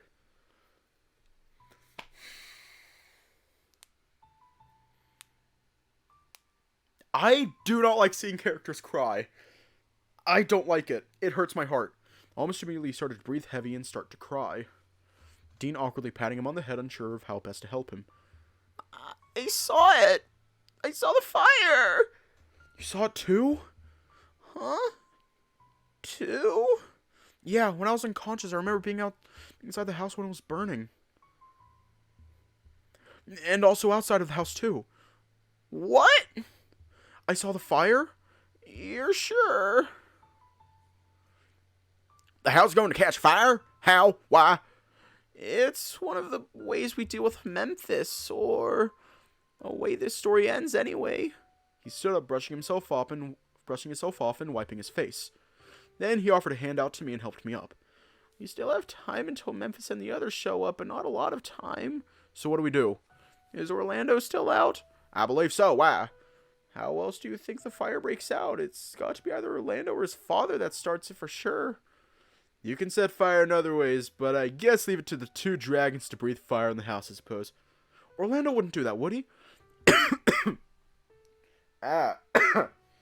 He might. All we have to deal with is everything else. You say that as if it's easy enough to just handle someone like Memphis. What needs to be done? A few things, but I'll try and remember more of the specifics. He paced a little before turning back to us, nodding. To start, we need to monitor Orlando. As someone that's the root cause of the fire, we need to make sure that if he's going to start it, we're prepared. And if he doesn't, then we have him ready to help out when things start getting too hot. He's fireproof after all. He is? Only fireproof, though. He'd still die to a bullet, a knife, or any other thing, including the smoke, but it's a resource to be used. Tyson's looking after him for the time being, so I guess that's covered. What else? Once they arrive, we need to make sure we're delaying them as much as possible. We need to annoy Memphis without him firing his gun twitch. I volunteer for that. Why you? Not that I'm volunteering. Because one of the things Thanatos showed me was me doing it. If things go out exactly the same, it'll work. That's a big risk to take. And it's not as if we have any alternatives. So we leave Memphis to you, keep Orlando under watch, but that still leaves Dominic and Jack. That's the bad thing. I don't know exactly how to deal with either of them. So we're just going to ask him to stay out of the way while we deal with Memphis, which, might I add, we're just casually talking about killing a dude who's trying to kill us. You might be able to reason with Dominic. What? Why Dominic? Wouldn't I be better for that? I would have thought so, given you're both bears. It was one of the things Thanatos showed me. Something Dominic said about you, Haas. Thought you were a good guy. I'd be flattered if I didn't notice the use of past tense there. Jack doesn't like you, though. Great. We need Thanatos. Anyone seen him? They were looking for him when I woke up, which wasn't long before you did. Alright, Dave and I will go looking for Thanatos in the meantime. I'd suggest someone remaining by Orlando and then deciding on who's going to confront Jack. Once that's decided, we barricade the front and back doors. I'll do it. Ty? Really? I'm getting bored watching over someone who's sleeping. But Jack's dangerous! And if someone's got to do it, then I may as well volunteer. There's a very high risk that whoever does it is going to be injured or worse. You know that, right? And I'd rather make sure it's not one of my friends. And you think you'd have a decent shot of doing whatever it is you need to? You think you have any better shot at it? If you do, it's all fucking yours. No, that's fine. Someone has to do it, and you're fine volunteering. You'll at least be careful, right? Look he gave me was a mix between stern and uncertain. He wasn't angry, but I knew he was in his own way about what he was putting himself towards. For what it's worth, this is probably the best outcome. Because, based on sheer probability, if this is an idea that you came up with yourself, then it's likely correct. From the times I've seen this play out, more times than not, you and I are the last ones alive. Hold on. Roswell turned to me confused. What? Times? Plural? When else did you get shown things like this? It's less, but more? How do I put this? You don't. I do. We looked over to the stairs where Thanatos was standing, shaking his head. Well? You weren't the first choice, Dave. Almost everyone under this roof, to some extent or another, was chosen to see you all through to the end of the month. That many? Before you go worrying about it, there was almost no difference between anyone else aside from you, Orlando, and Dave here. Roswell, me, Orlando, because we can use the vault. Very good, Dave. But yes, only the three of you have the genetic coding necessary for it. Me and Orlando, I get our dads are coded in, but Roswell? It's simple, right? Obviously his dad is coded in. There are many reasons why I could argue that's not the case. I promise you he's not. It'd probably be a little too convenient, right? Looked across to Thanatos, who was staring at me. The way we had our eyes locked was as if he was trying to spur me on to remember something. What about his mother? My mom? I'm remembering, right? The four people that are coded into the vault are Memphis, my dad, Oswin, and his sister, Florencia. I'm noticing a lack of Dave or Ross or Orlando on that list, so any descendants works fine. Oh, okay. Gotta pay attention to that. Which means if Oswin isn't Roswell's dad, there's still a way he could use the vault, right? It also means that Oswin is Roswell's uncle, something that Roswell would have known about this whole time. Roswell, did you know? I did, yes, but I didn't think that was important. And why wouldn't that be important? You had a family member wandering around the house this whole time. Hell, let's add Benson in the mix if he's Oswin's actual butler. As opposed to what? Some would say some sort of companion, I'm sure. Gross. You're telling me. So Oswin is your uncle, that's all, but he's dead. We can talk about it if you want, but is it really going to change anything? He's gone now. Benson's gone for now, too. I don't know. Shouldn't we talk about it anyway? So many things happen, and he's probably the reason we're here to begin with, right? Not that we'll ever know now. Haas looked away, shaking his head. This isn't over, but if we have Dominic and Jack coming, we should do something about it. Right. Any immediate ideas, or should we just start barricading the door? My question is how we're meant to talk to any of them if they're already breaking inside. Is there a way to make sure that we're going to encounter only one of them at a time? Maybe, though. I'm not sure in the details. What do you remember? The next step is setting up bombs as a contingency. Bombs? A little bit overkill, don't you think? Hey, for what it's worth, they almost never go off, so... What do you mean? You know they're setting off bombs and we're not more worried about that. Where do they set the bombs? Just outside around the outside of the house. And who sets them? Thankfully for us, Dominic. I know where this is going. Will Haas be alright out there with Dominic? That's where we'll need Tyson. Needs to run interception on Jack while Haas chats Dominic up. I'm not seducing Dominic. He doesn't have to, right? No, just try and reason with him. Whatever you do, keep yourself safe, and whatever you get going is what we'll go with. And while this is happening, Tyson's going to, what, talk with Jack? Even I know that's a bad idea. Well, what else do you expect? What if they fought? Good idea. That wasn't a suggestion. You're sure Tyson survives along with Roswell? If I hadn't seen it, I wouldn't have told you. To be honest, there are a lot of times where Tyson has pulled through, so if we gamble on it... I don't want to gamble on it, I want a plan. How about this? We send Haas and Tyson out together. Then they figure out from there. Not much of a plan, but fine. I looked over to Tyson, who had already started moving things around with Dean, so they were closer to the door. Though it wasn't clear just how much they'd been listening. I'll take Tyson and we'll what, just hang around outside until they show up? You've got a couple of hours. Get a nap in if you want, because you're going to need it. Get a nap if you can, because you're going to need it. The fire starts in a couple hours? No, just Dominic arriving, then Jack, then Memphis, and the fire a bit later. But how much later? I'm just going to go word Tyson up on what's happening. I don't want to think about this anymore. I watched him go, looking defeated. The fuck? What the hell? I did not unplug my headphones. What the hell, laptop? You need to figure your shit out, laptop. Figure your shit out. I watched him go, looking defeated and at a loss. Not that I could blame him. My head was still spinning from what we just experienced with Thanatos putting us under. The revelation that Roswell had been hiding things.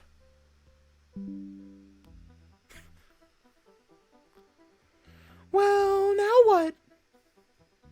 Shouldn't you be telling us? What do you want from me? It's just down to a waiting game. There's nothing to do. There's nothing more to do except wait. And my headphones are too loud. Then I want to talk to Roswell. I want to know everything. Everything? You two should be sleeping. Not until I get some answers. Everything feels so wrong, like I'm missing something here. All right, Dave. Did neither of you hear me? We heard you, but trust me on this. Fine, just don't take too long. Roswell turned and led the way forward, heading upstairs and right into my bedroom rather than his. Stopped in the middle of the room, turning towards me nervously, and I wondered where we should start. Alright, so, what exactly did you see when you were unconscious? That's what you want to hear about first? Yeah, you mentioned a fire, but what else?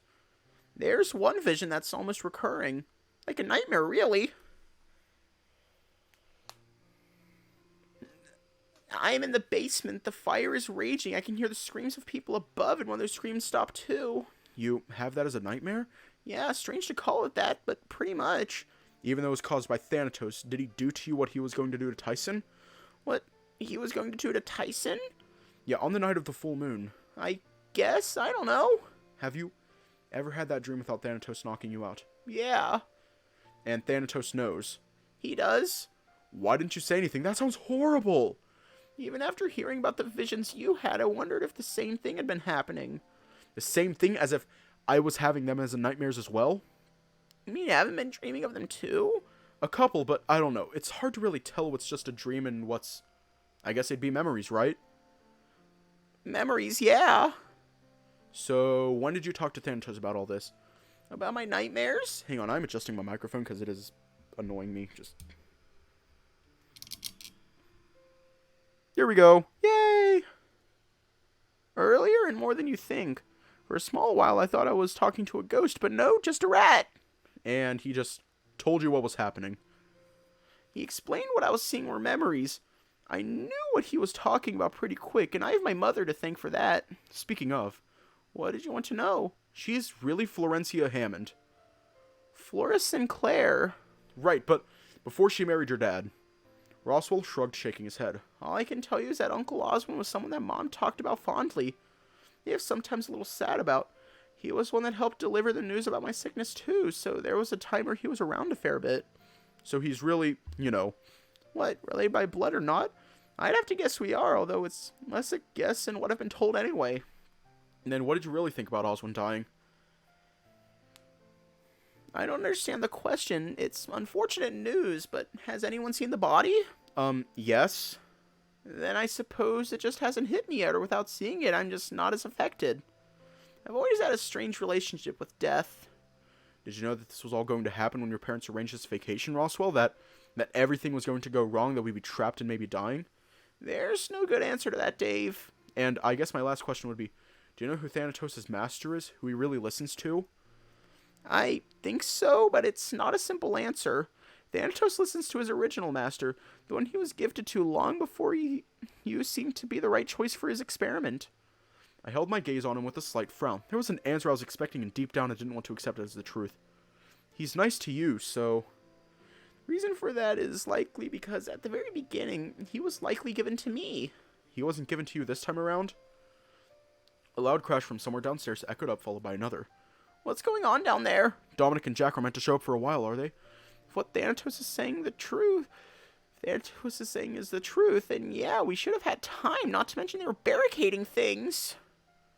Maybe it's just that. Maybe it's just furniture they're messing with. I hope so, but we should check to make sure.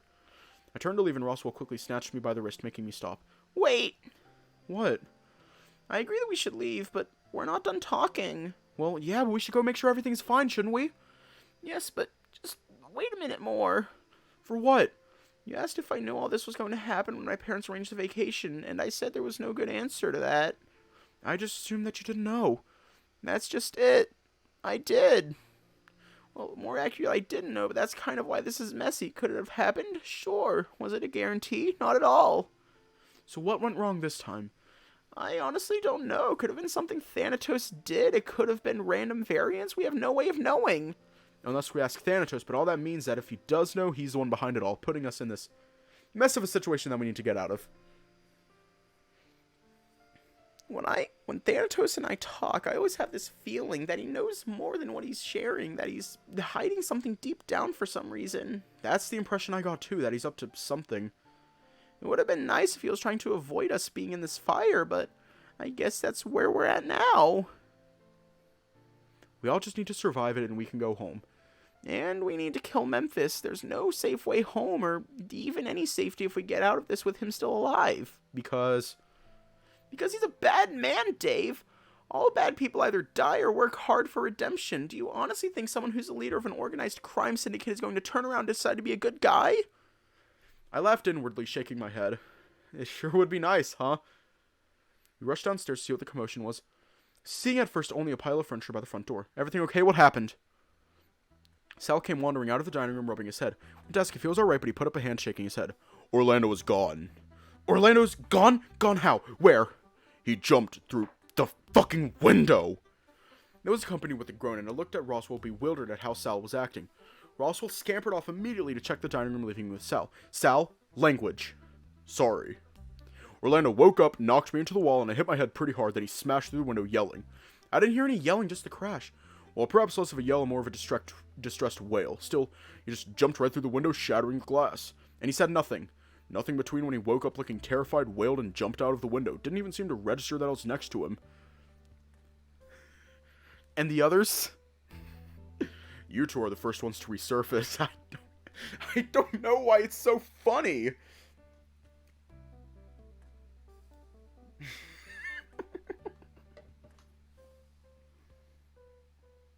Is it bad Is it bad that I think Orlando left an Orlando-shaped hole in the window?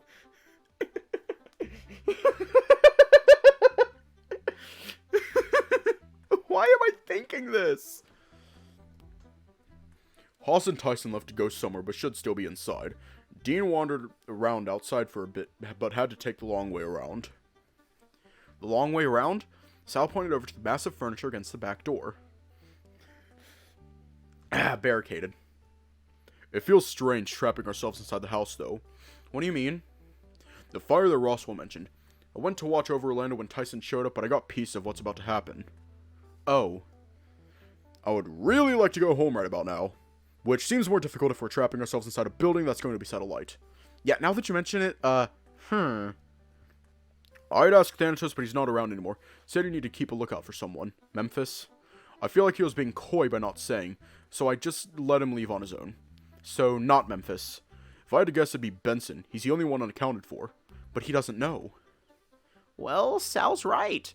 Orlando's nowhere to be seen, just a smashed window. It took you that long to confirm that? Well, no, I had other things I wanted to check. Such as? There was any sign of anything just wrong. Anything he might have left behind or any indication to explain his behavior.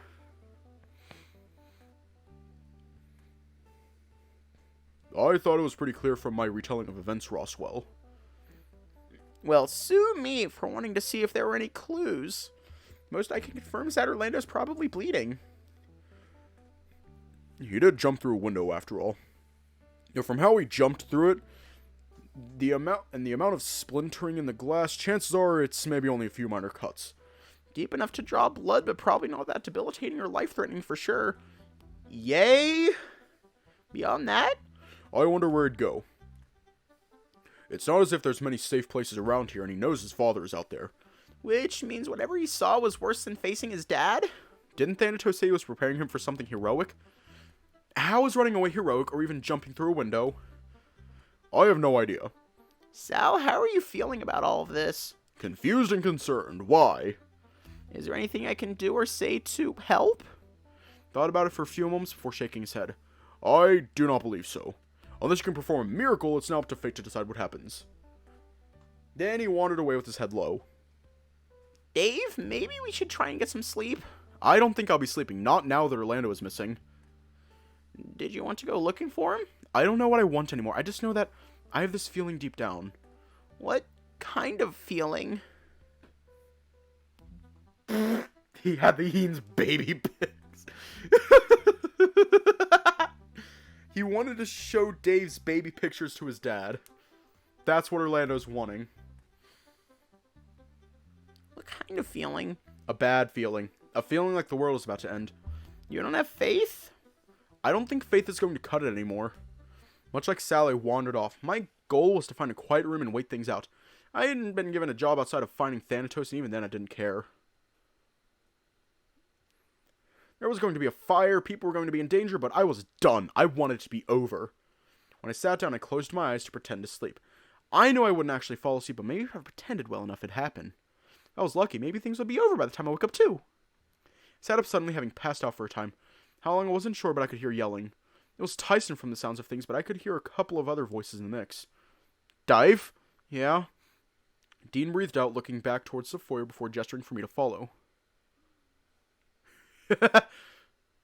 Oh, he's taking the baby and pics away. They've shown up. What's going to happen? Ab don't know. No one's harmed yet, but... All at once the sound of Tyson's yelling and the other voices went quiet, my blood running cold, and I was frozen half between sitting down and standing up. I shared a look with Dean, who seemed just as stuck, though he was the first to move. He gestured for me to come closer again, and after a few more moments I did. There still hadn't been a sound since we'd heard the gunshot, and the others hadn't surfaced yet. Dean had me behind him, looking around and almost jumping when we heard voices again. Shit! That was close! My ears were trained for Tyson's voice, but he hadn't said anything yet. I reached out and grabbed onto Dean's shirt, gripping tighter as the seconds ticked by. Maybe it's because they weren't yelling and we couldn't hear them from in the middle of the foyer. Maybe it was because they were all dead, and I had no idea which way it would go. What are you doing? Thanatos, what are you doing?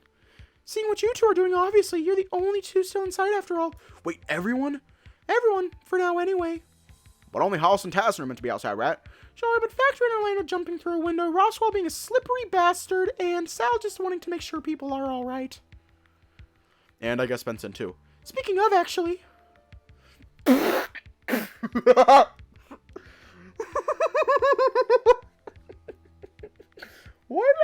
Why do I find Benson funny? I followed Thanatos's jet...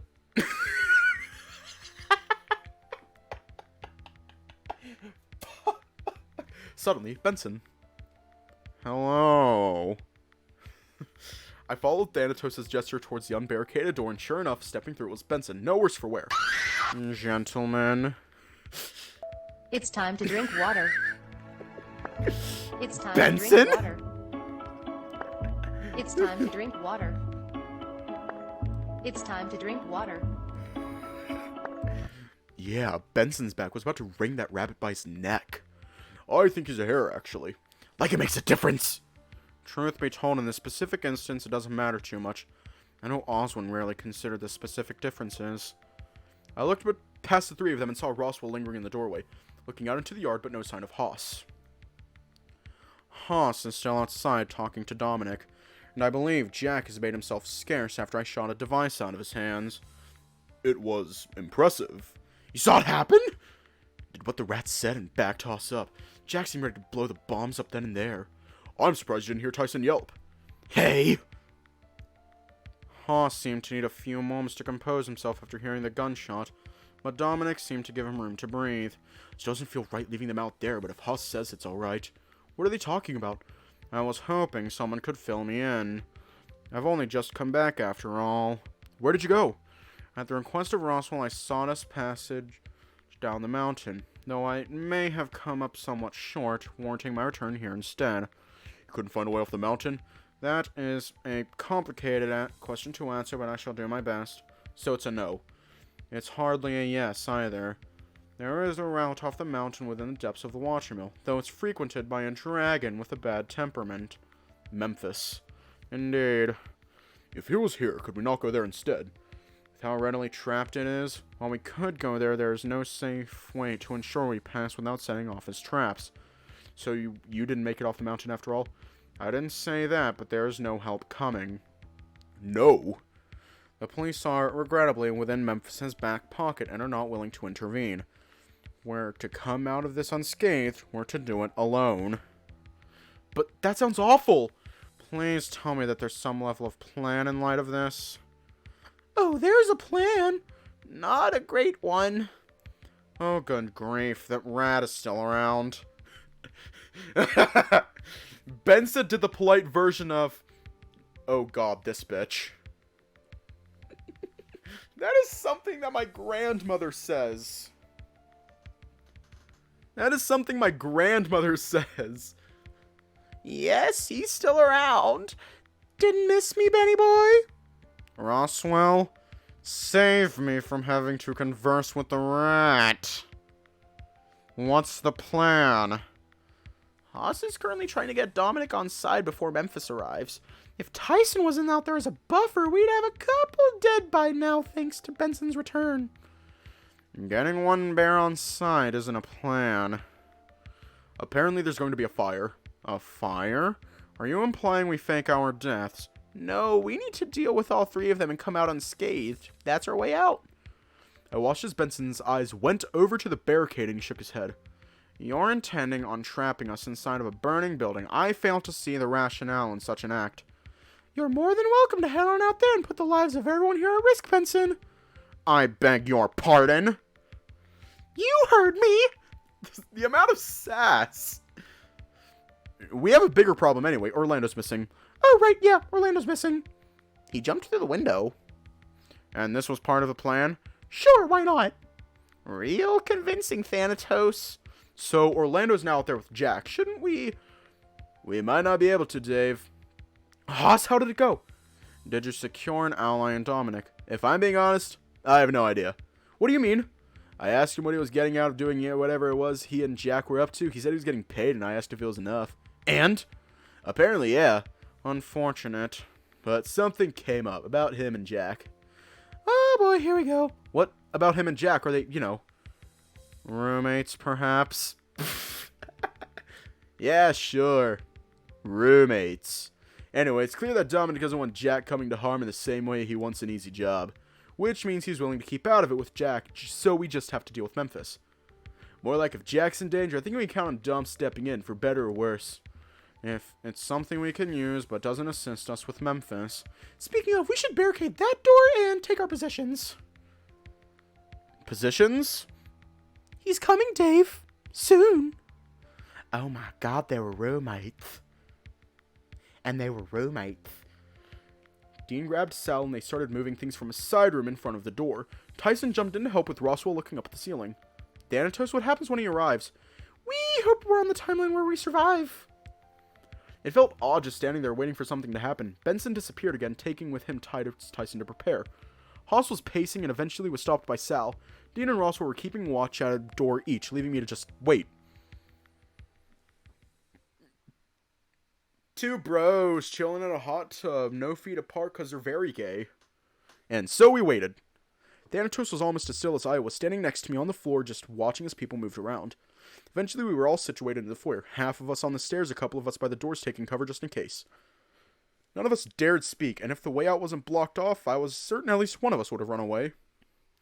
It was Roswell who gasped first, and that alone told us all we needed to know. They'd arrived. Away from the window. Stay down if you can. Roswell rushed away from the back door as Benson moved up to look out the window, though he ducked down soon after, closing his eyes and taking out his gun. It was deathly quiet at first, and as Benson peeked through the window, he immediately ducked back down as a single shot shattered the glass. Nowhere near where his head was, but a couple of the others were already scrambling upstairs. I hadn't even considered anything about the fire and followed suit. It was the best way to get the most distance away from them as possible. Though, based on anything other than the ground floor of a burning building seemed like a bad idea. An idea that I didn't have as I climbed the stairs to follow the others. Tyson looked out the window and swore, checking the gun in his hands. Ty? It's all three of them. Talking to do shit. But the bombs, we don't have to worry about those, do we? Not the detonator destroyed, but just what sparks the fire. If to answer our question, Haas jumped back from the window as a series of solid slams and cracks echoed from downstairs. They're breaking down the door? Well, if they want what's downstairs... Speaking of... Thanatos? I'm going to take myself offline for a bit. I'll be back later. Wait, what? Keep my body safe until then. You're going to need it. Almost immediately, he went limp and fell to the floor, Roswell quickly scooping him up. I don't understand. A single gunshot echoed from downstairs and Haas yelped. Then soon after, a loud laugh after a moment of silence. Then the crashing started up again. Even despite the additional shots, the crashing continued, followed by Benson quickly joining us on the stairs. It seems Memphis is as bulletproof as he claims, even with specific ammunition. And they're busting down the barricade? All three of them? Guys, Jack's not by the back door anymore. From where we were standing on the stairs, we looked towards the front door, wondering if Jack was about to try the same.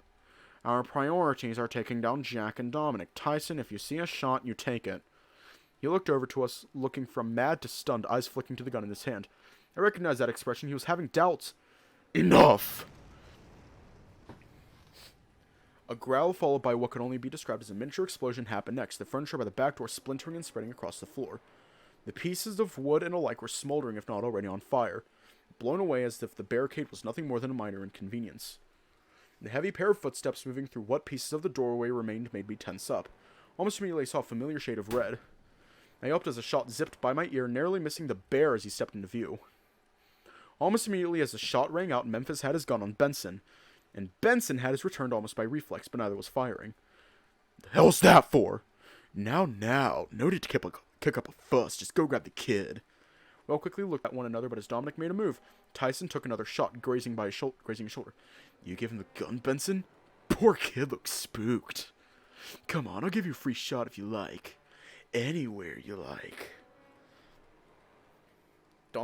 Dom clutched his shoulder, wincing a little before looking to Memphis.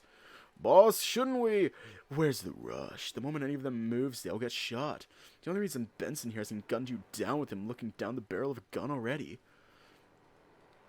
Haas was cowering beside me. Sal and Roswell had their hands raised slightly, and it looked like Tyson was going to make the shot. The only one seemingly unaffected was Dean, who mostly just seemed to be staring off into space. I'm waiting. Shoot me. Haas and I both yelped as the gun fired, all of us instinctively wanting to cover our ears afterwards. Without even flinching, the bullet struck him in the chest. No blood. It looked like not even his shirt had been damaged from the bullet. He shook his head, gesturing to Dom to continue what he was doing. Quietly, he walked past us up to Tyson, taking his gun off him. Thought that might have been it at first, but Dom quickly turned back and slammed his fist into Tyson's jaw. As Tyson fell, Dean caught him, but it was clear that he was out like a light. Now, anyone else want to try anything funny? No? On his way back down the stairs from punching Tyson, Dom stopped by Benson and forcefully took the gun from him. Good. Now, hand me the keys to the time machine. I looked over to Roswell, knowing he held Thanatos. Ah, the Hammond kid has the keys. Makes this nice and easy. All we need now is Oswin, and we can get rolling. Apparently, Dominic didn't tell Memphis that Oswin was dead. Maybe Memphis had just forgotten. Still, we were looking at one another, unsure how best to respond. Memphis went to shoot, but it was Dom who beat him to it, firing around into the air from the gun he took of Tyson. Better than one of us getting shot for sure, but it wasn't helping things. Next time, it won't be a warning shot. He shot Dominic a look for a brief moment, bringing his gun on to rest on Roswell. Get over here. Wordlessly, Roswell walked towards Memphis, coming to a stop right in front of him. Yes? It was only a few steps, but Roswell's backhanded from where he was standing onto the floor below us. Okay.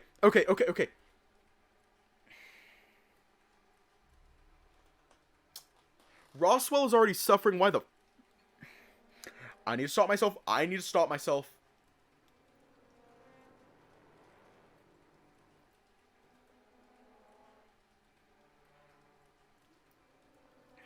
I'm about to let my bias show. I need to stop for a second.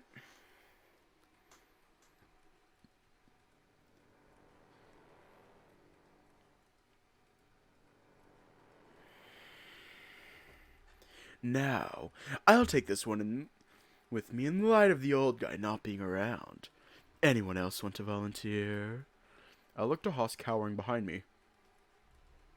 To Tyson unconscious and cradled by Dean, so he wasn't as much on the floor as Roswell. Sal was stunned, looking between Dominic and Memphis, and Benson was still trying to stare Memphis down from the other side of his gun. He turned quickly to look at me, quirking a brow. Got something to say?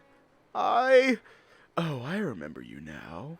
He reached over and grabbed me by the jaw, looking me over and then shifting that same hand to grab my neck. Look just like your daddy did, kid. Should have pieced it together sooner. Especially seeing as though you're that kid my faggot son brought home. Much like Roswell, I was thrown to the floor to land next to him, coughing from how Memphis had gripped my throat that little bit tighter right before moving me. Dom, keep an eye on the rest. I'm taking these two downstairs. What about Jack? Figure it out between the two of you. Roughly, Memphis picked Roswell up as if he weighed nothing and pulled me to my feet as I was getting up, only to kick me back down again. Get moving. Stumbling my way forward, if a little slow, it was just fast enough to avoid getting knocked back down again. I wasn't sure what was going to happen, but I took Memphis exactly where he wanted to go. It's not like I had an alternative. As we entered the room, Memphis shoved me to the side and threw Roswell roughly to the opposite wall. He was curled up, still whimpering, but at least he wasn't dead or unconscious. Memphis went right for the door, looking it over. All right, boys, how do I get this open? Give me the keys. The keypad?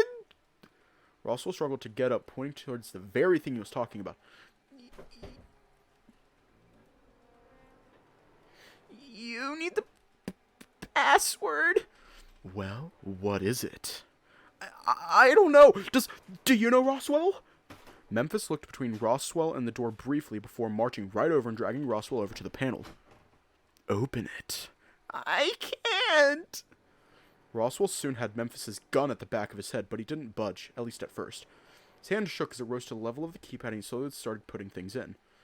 Each pressed slow and measured before he stepped back. That it? Should be. He'd pressed confirm before even a second passed after Roswell confirmed. But the face he gave after hearing the sound of a wrong password wasn't the one I was expecting. Cute. His gun found itself right between Roswell's eyes, though. But I don't need a special word to open this fucking door. I could pull the trigger, I heard the familiar sound and went to cover my ears, expecting to be knocked out. Password accepted. I looked around expecting to see Thanatos, but instead just heard his voice echo through the room. It looks like your lucky day, kid. Memphis went over to the door and tried to open it again, though it didn't seem to budge. Please enter the door in front of you. Memphis slammed the door and it seemed to shake. Ross was slipping away to the side so he was out of the way. What he did notice was Thanatos stirring in his hand, an arm contorting mechanically to point towards the door out of the room. Please enter the door. I tried to crawl away quietly towards the exit, taking Thanatos' direction. It seemed like Roswell was keen to follow along. Where do you think you're going? When I didn't reply, he huffed, and I looked back to see him now aiming the gun in my direction. You're more trouble than you're worth.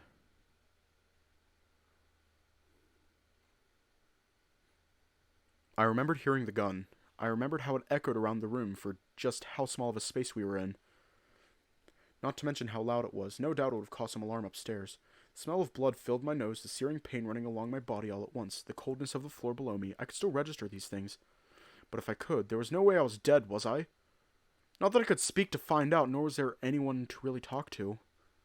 It was a peaceful day. The sun was out. All my friends were alive to spend the vacation with me. I was happy. Or I was, once upon a time. It was a peaceful afternoon. The sun was setting. My friends were alive to spend the vacation with me. Most of them, anyway. I was happy. Or at least that's what I kept telling myself. Oh, shit. They're dying. Oh, shit. Oh, shit. But I knew deep down I was drowning. In my own thoughts, sadness, I wasn't sure. Why wasn't anyone saving us? Why had this happened to us to begin with? Who would consider this fair? The night was cold and bitter. The moon was high in the sky. There was no one left but me. Somewhere far behind me a fire roared. Every now and again a small exploding sound echoed into the night as I huddled there on the side of the road. What appeared to be Thanatos was cradled delicately in my arms and I rocked back and forth. I was crying, but I wasn't sad. Sal didn't begin to describe it. Instead, it was closer to the feeling of a blanket threatening to smother me. My lungs were on fire. I felt sick and sore, but I didn't move.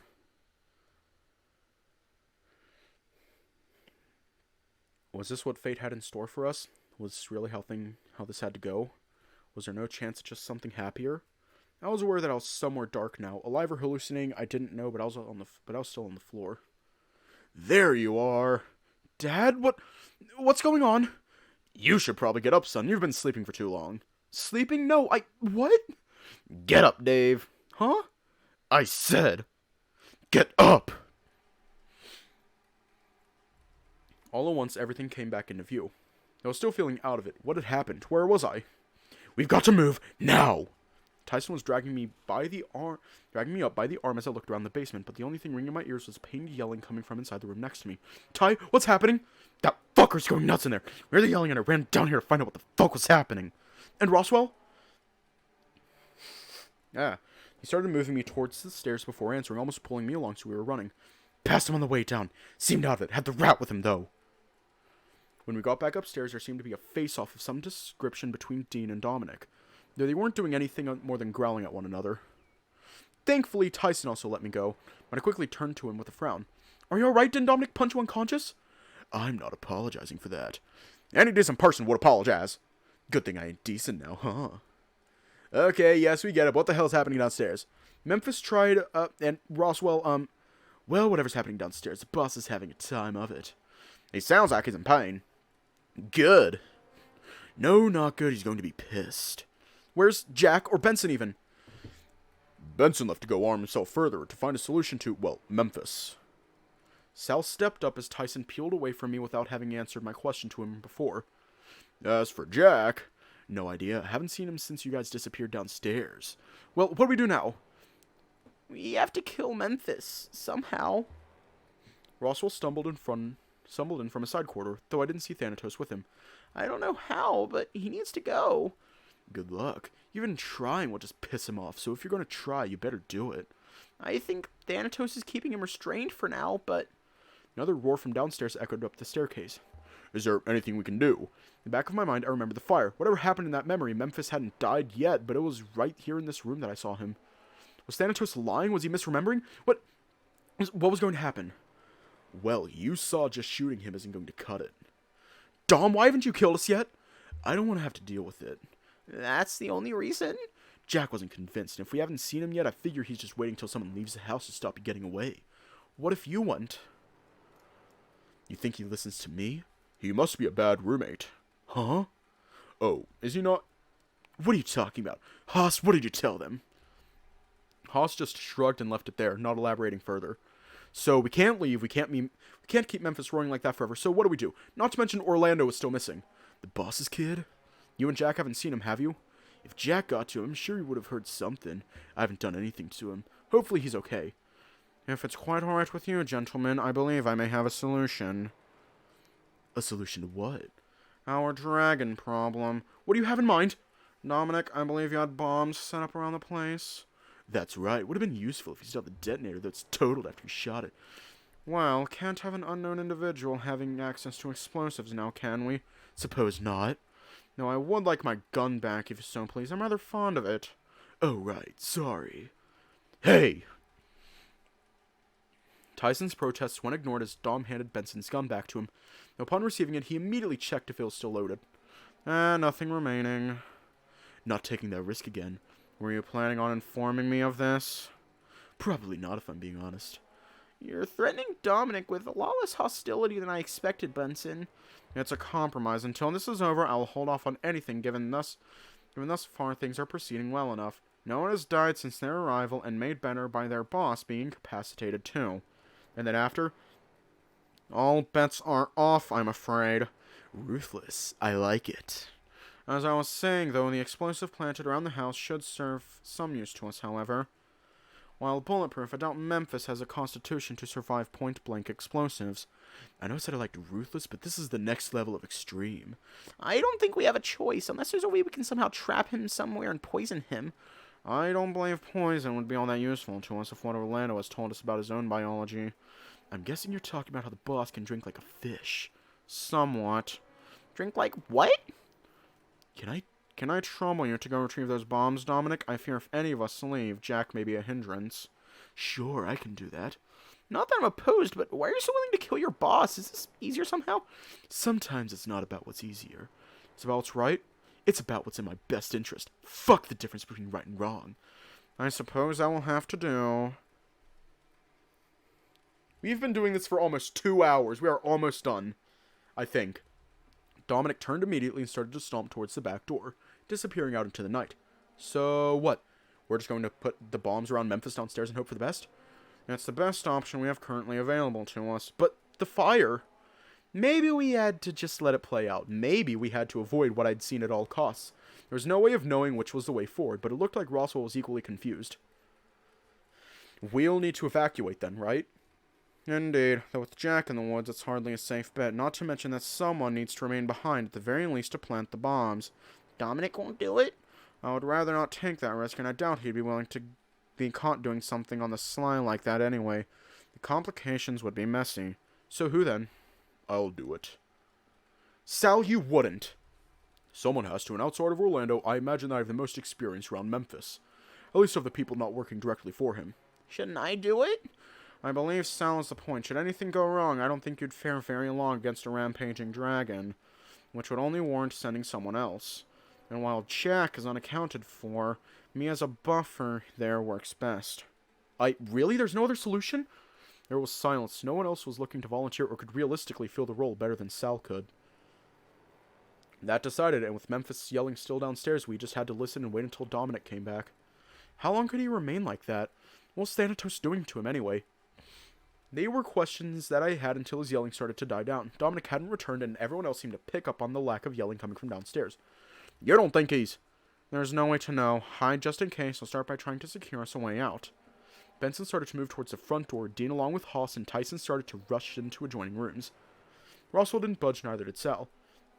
The tightness in my chest returned when I started to hear the dull tones of someone stomping up the steps from the basement. He's coming! Sal grabbed Roswell and made a break for it too, leaving me behind. It was my hesitation that got me, though, and I heard another crash from upstairs. It was a window shattering. None of my friends went upstairs, or at least that's what I heard. That's what I was sure of. Benson? Turning, he was gone, and looking over my shoulder, I could hear Memphis getting closer. I had to run and hide somewhere. The moment I closed the door behind me, I swore, realizing what I'd done. My body was almost on autopilot, heading upstairs where I felt safest, but I done is delay the inevitable. Another glass shattering sound happened somewhere on the same level, though I had no idea why. Where was Dominic or Jack? What happened to Benson? As if answering my question, I heard a gunshot, then a few more in quick succession. Any normal situation would warrant me putting stuff in front of my door to keep people out, but knowing the place was likely to go up in flames, maybe just back up and cower behind my bed. Another crash, another gunshot. Were the others alright? Had Memphis done anything? The ground rumbled and I could feel the house shake. Was Memphis trashing the place? Was it a bomb? I peeked out and immediately could smell it. Fire. Early smoke had started. Where are you? It sounded manic, and even from behind my door I could hear him destroying things downstairs. There was that sound again, and the smell of fire only grew. Needed to get downstairs and out of sight quickly. There it was. The fire had started, and it seemed like Memphis was only adding to it. Oh, Dave! Where are you? Jack's voice rang out from somewhere nearby, but where was he? Did he somehow come in through a window on the upper levels? Had he climbed up the stairs? Either way, I couldn't see where he might be, but it's not like I could escape downstairs with Memphis prowling about. It'd be my luck to run into him at the bottom of the stairs. I could hear Jack going through the rooms now, kicking down a door here and there, cackling to himself over the fire. If I'd run somewhere, if only to avoid him a little longer. I slipped past where he was searching and made a break for upstairs, the sound of rampage downstairs and the fire covering my footsteps. The conservatory was the first room I came across that I thought might help. There's a couple of stories, but jumping from the window might be doable, but the fatigue and the lack of being able to see how much below was a risk. What existed on the ground was lit light by an angry glow, long shadows being cast to join into the ones into the forest. Step one would be to break the window. Second step would be to jump. Though jumping would feel a lot better if someone was down there to catch me. Dave! What are you doing? I seized up when I heard his voice and slowly turned around. I didn't think I'd find you up here. I almost didn't think I'd find you at all. When I took a step forward, I took a step back. What, think I'm gonna harm you? 'Cause you have that right. He lunged for me, but it didn't feel like he was being serious, like he was still playing with me even now. Leave me alone! What I wouldn't give to have a weapon right now. Though with Jack faster, I wasn't sure I could get to the door, so I went to the bookcase instead. I pulled the books, shoved the bookcase, and ran for it. Jack must have found the whole thing interesting because he just let me do it. Not that it stopped me from running as fast as I could until I hit the library. When I reached the end of the passage, though, I could see the fire start to seep in from the floor. The glow was unmistakable, even through the haze of smoke already filtering into the room. I coughed, covering my mouth with my arm and making my way down to the lower level. The only way out from here would be to take the secret passage, though I got to the door right as I realized the most important thing. Dave! It's no use running! I backed up from the door knowing full well that I didn't know the password to open it. Looking over my shoulder, I could see Jack watching me coyly from the upper floor. So, what are you doing down here, Dave? The place is on fire, you know. Instinctively, I backed up further and bumped into a bookcase. You think of running? Could always take that door right there. Gestured to the door I knew I had no way of opening. Well, if you're not going to, then I guess I'll just come down to you. In one fluid motion, he jumped over the railing and landed with a thud a little bit away from me, though his path forward was completely free. It's been fun, Dave. After he took a step forward, his grin faded. I could tell why, too. The floor underneath was starting to shake, rumble, and then the floor between the both of us gave away. The only warning we had was that telltale groan of wood right before it splintered. I landed on my back, and it seemed as though Jack fell on his front, remaining motionless as I got up. Was he dead? Had he stabbed himself when he fell? Well, that hurt. I was barely on my feet as he picked himself up and dusting himself off. Now, where were we? Jack, that's enough. We need to get out of here. Dom, buddy, I'm in the middle of something here. I looked over to Dom standing in the doorway, the fire raging behind him. The place is coming down. Listen to me. Caught Dom looking at me briefly before he turned back to Jack. I'll be quick, I promise. Now just stop Dave from getting away and it'll be fine. Another groan echoed from above, louder than the flames around us, and we looked up. I was shoved aside by Dom into a heavy bookcase as he moved forward. The whole thing happened in slow motion, the pair of them disappearing behind a mass of falling bookshelves and books from the library above. The smoke was getting heavier, and it was getting hard to breathe. It was so thick that leaving the room into the hallway was the easy part. Navigating the way forward seemed nearly impossible without crawling. All I could hear was fire, the occasional bellow from Memphis, but nothing from either Jack or Dom. Not anything from any of the others either. From how little clean air was left, it was getting hard to stay conscious. I could feel the strength leaving my body. The foyer looked unrecognizable amidst the fire, though my memory was filling in the blanks. Perhaps it was the shimmer from the heat warping the air, but I looked for the exit. Both front and back doors were obstructed with rubble. Part of the entry had fallen over the front door, and the stairs had collapsed and is now blocking the back. I fell to my hands and knees, coughing. It was too hard to breathe. I'd missed my chance to escape from the fire. This is where I die. Somewhere far off, I could hear yelling. Immediately around me, though, I could smell blood, a lot of it. Next came the sound of sirens, the feeling of my whole body screaming in pain despite my mouth remaining closed. I wanted to yell, but all I could manage was a raspy gasp. Around me was shattered glass, pieces of metal, and I was wedged between a metal pole and a car. I couldn't move. I saw my phone on the ground, Dean's name on the screen mid-call. If I could call out to him, maybe he'd send more help. The sirens were getting louder, but even though I just opened my eyes, it was hard to keep them open. I closed them again, trying to block out the pain. My chest felt heavy, the fire around me was burning my skin and fur. The smoke had only gotten thicker and my breathing was labored. Though, by some miracle, I was able to push myself back up onto all fours. Near me was Memphis's gun, seemingly forgotten or left behind while he'd moved on to other parts of the house. The sound of heavy footsteps made my heart sink, though, looking through the smog to see the last person I wanted to encounter. He looked me over once, he noticed I was there, kneeling down to pick up his gun before lifting my chin with the barrel. Last one left, huh? I flinched, expecting to be shot. That was going to happen if nothing changed, right? As he lined up his gun with my forehead, I heard a yell in the distance. Not that Memphis seemed to register it. Second yell he seemed to hear, and lowered his guard just as something came crashing through the smoke and collided with Memphis. Orlando? Where'd he come from? The impact knocked the gun from Memphis's hand, so at the very least I had one less thing to worry about. As I reached for my hand, pulled back from the heat coming off the metal. It wasn't going to be a weapon I can use, or even lift from how weak my hands were feeling. Slowly, I struggled to my feet, enough that I could start moving again. Goddamn faggot, get out of my way! Why don't you fucking make me? Looked over to where Memphis was grappling with Orlando what appeared to be a standstill. Though when they started breathing fire, it was clear neither of them seemed to be affected by the attack. Though it was the opposite for the house. Their fire only added to the blaze, the heat, and I was struggling to stay conscious. You waste of an egg! And you're a thitty dad! Without his gun, I wasn't sure if Orlando was entirely safe from Memphis, but that's quickly became less of a priority. Dave, if you can hear me, get out of the house, it's coming down! Was that Orlando's heroic act? Was that everything that he needed to do? I took the first chance that my legs would give me to head towards the dining room. Though the way forward was barred from the fallen parts of the house. I headed for the corridor to take the long way around instead. It'd mean a bypass into the kitchen, but it was better than nothing. Leaving Orlando behind to fight Memphis, I tried to go as fast as I could, though I could hear equally sluggish footsteps behind me. Could have been anyone. I didn't want to turn around and find out who it was. Alright, we're gonna let this ad play. Slay, Orlando, slay!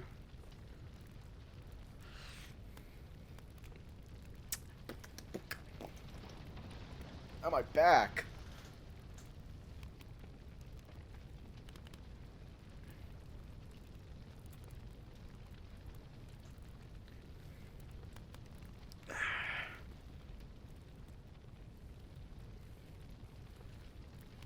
Halfway down the corridor, I heard those footsteps pick up, as if noticing who was ahead of them.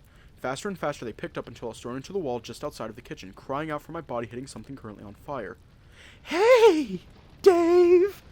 He cackled, grabbing hold of my ankle and almost dragging me closer. His knife was in his other hand, though he was covered in burns, cuts, and bruises. It was a wonder he was still moving. Funny thing, Dom's dead. What crap fell on him when he tackled me through the wall? He coughed, rolling almost seamlessly into laughter. He's dead, Dave! Dom's dead! Soon your buddy Orlando will be too, then you, and me! Could have sworn he faltered somewhere in his laughter, implying that he might have been scared or sad. Maybe he knew he was already on the way out. But I can do this! I can do this much before I kick it! He crawled his way up my front, getting closer with his knife with every drag of his body. His knife was pointed just above my chest, hand shaking as he looked me in the eye. This is it. I was sure I was dead. Nothing short of a miracle would have stopped Jack from finishing me off, and another to get me out of the house before it collapsed on me. Dave. I could hear a voice, not overly familiar, but something about it I could admit I swore I had heard before. Oi, Dave, get up! You're going to die if you stay there. Who? Thanatos, is that you? Yeah. Yeah, close call about Jack, huh? I'm going to try to do it as robotic as possible. What do you mean? You want me to run down how I killed him now? No, but I don't think I can move. You can. You will. And the others? Dave, get the hell out of here, alright? There's nothing left for you here. But, Dave, get out. Run. Do that or die. Your choice. I stumbled up and into the kitchen, almost falling over again, leaving Thanatos behind. Something big rocked the very house. I couldn't tell if it was an explosion or just Memphis and Orlando still fighting. Either way, it made me trip and I stumbled into the dining room and onto my face. Picked myself up and looked up at the window Orlando had thrown himself through, the promise of clean air giving me the last push I needed to get out. Another explosion rocked me off my feet and I stumbled forward onto the jagged glass of the windowsill. It cut into me deep and I gasped out, the wind leaving my lungs. Hands, arms, and chest cut up, but I was still standing somehow. But the promise of fresh air was enough. Through the opening that Orlando had created, I climbed out and promptly collapsed onto the ground. I was outside, and the moment I had open sky above me, I breathed in deep. The air wasn't as clean as I would have liked, but I was breathing more than smoke. Another blast from inside made my skin crawl up into a ball. Shielding my... made me crawl up into a ball. Shielding my head with my arms in case anything fell from above. But I didn't have the time to get comfortable. I was carefully picked up by a pair of strong arms, and slowly the sound of flames faded. Not entirely at first, but eventually they died down to a gentle hum in the back of my mind. My nose was clogged with smoke, my eyes watery and irritated with soot, but being cradled felt right. It felt safe. Right up until that moment of calm was replaced with me remembering what had happened inside the house. I opened my eyes. Right as I was being set down against a tree, I could tell we were a little bit down from the house in the driveway. Dean lifted my chin lightly and flashed me a smile. "You're safe. Promise." He placed a hand on my shoulder and shifted back slightly, looking behind him. "The others are all here, too." "Well, mostly." Looked past him to the others, shaken but otherwise all right, but notably not everyone was there. Orlando, Roswell. They all looked at me when I spoke, but quickly looked away. "Dave, it's... well... Orlando, though. Orlando, though. Whatever got into him, the guy's got balls. As for Roswell, none of us saw him, right? Could he have just escaped?" Rushed back up to the house, but couldn't bring myself to approach the front door. Even if I wanted to, the place was still going up in smoke. Shouting out for them wasn't an option. For the moment I tried, I just started to cough. Orlando was still in there fighting with his dad the last I saw him, and Roswell... I was turned back onto my rear as another explosion rocked the house, followed by another, and another. The house started to come down, collapsing in on itself, and with it the fire found itself smothered. But the trees around the grounds were singed, and the grass charred. It seemed as that the fire hadn't properly spread. As I stood and watched the fire starting to die, my eyes scanned the windows and places where the walls had fallen down in hopes of seeing anyone else emerge. The others had come to stand by me, and we were just waiting for it to sink in. It had been hours of us just standing there watching, waiting for nothing to change except the heat dying down with the flames. So it ends like this. The prospect of this being the end was sickening almost. Hadn't I done everything required? We're sure that Memphis was dead. Jack and Dalma most certainly, but... well, we find ourselves in need of some help once more. And this time it feels as though making our way off the mountain should be easier. Though the status of Memphis leaves much to be desired. Left the group and approached the house, the residual heat making me wince as I reached forward to see if I could try and move any of the rubble. It was clear quickly that I could not. "Dave, are you alright physically? You were in the fire the longest of all of us." As I went to talk, I once again found myself coughing, and I was quickly braced by Dean. We started to move away, my spirit broken from not being able to voice something as simple as wanting to know if Orlando was alright. Then, as if by some miracle, I heard the rubble shift behind me. I anchored myself to the ground and turned, looking back at the house with Dean's hand still on my shoulder. Maybe it was just a house setting. Maybe I was just being hopeful, but I watched and waited all the same. The minutes ticked by and I found myself gripping my fur, muttering under my breath for someone to hear. For some sort of god to step in and make things right. Please?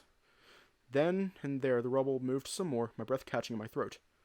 "Hey, Orlando peeked out from the rubble, sighing and collapsing against a piece of wood still glowing with embers. "Can someone help me move this? It's kinda heavy." Rushed forward and was about to hug him, but was quickly reined in by Tyson and Sal. "Don't worry, I'll do it."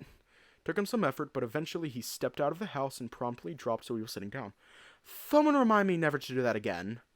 As quickly as he'd sat down, he was pushed over by me, tackling him into the dirt. I cried, a mix between a happy cry with laughing and distressed crying from all the worry catching up with me. "I thought you were...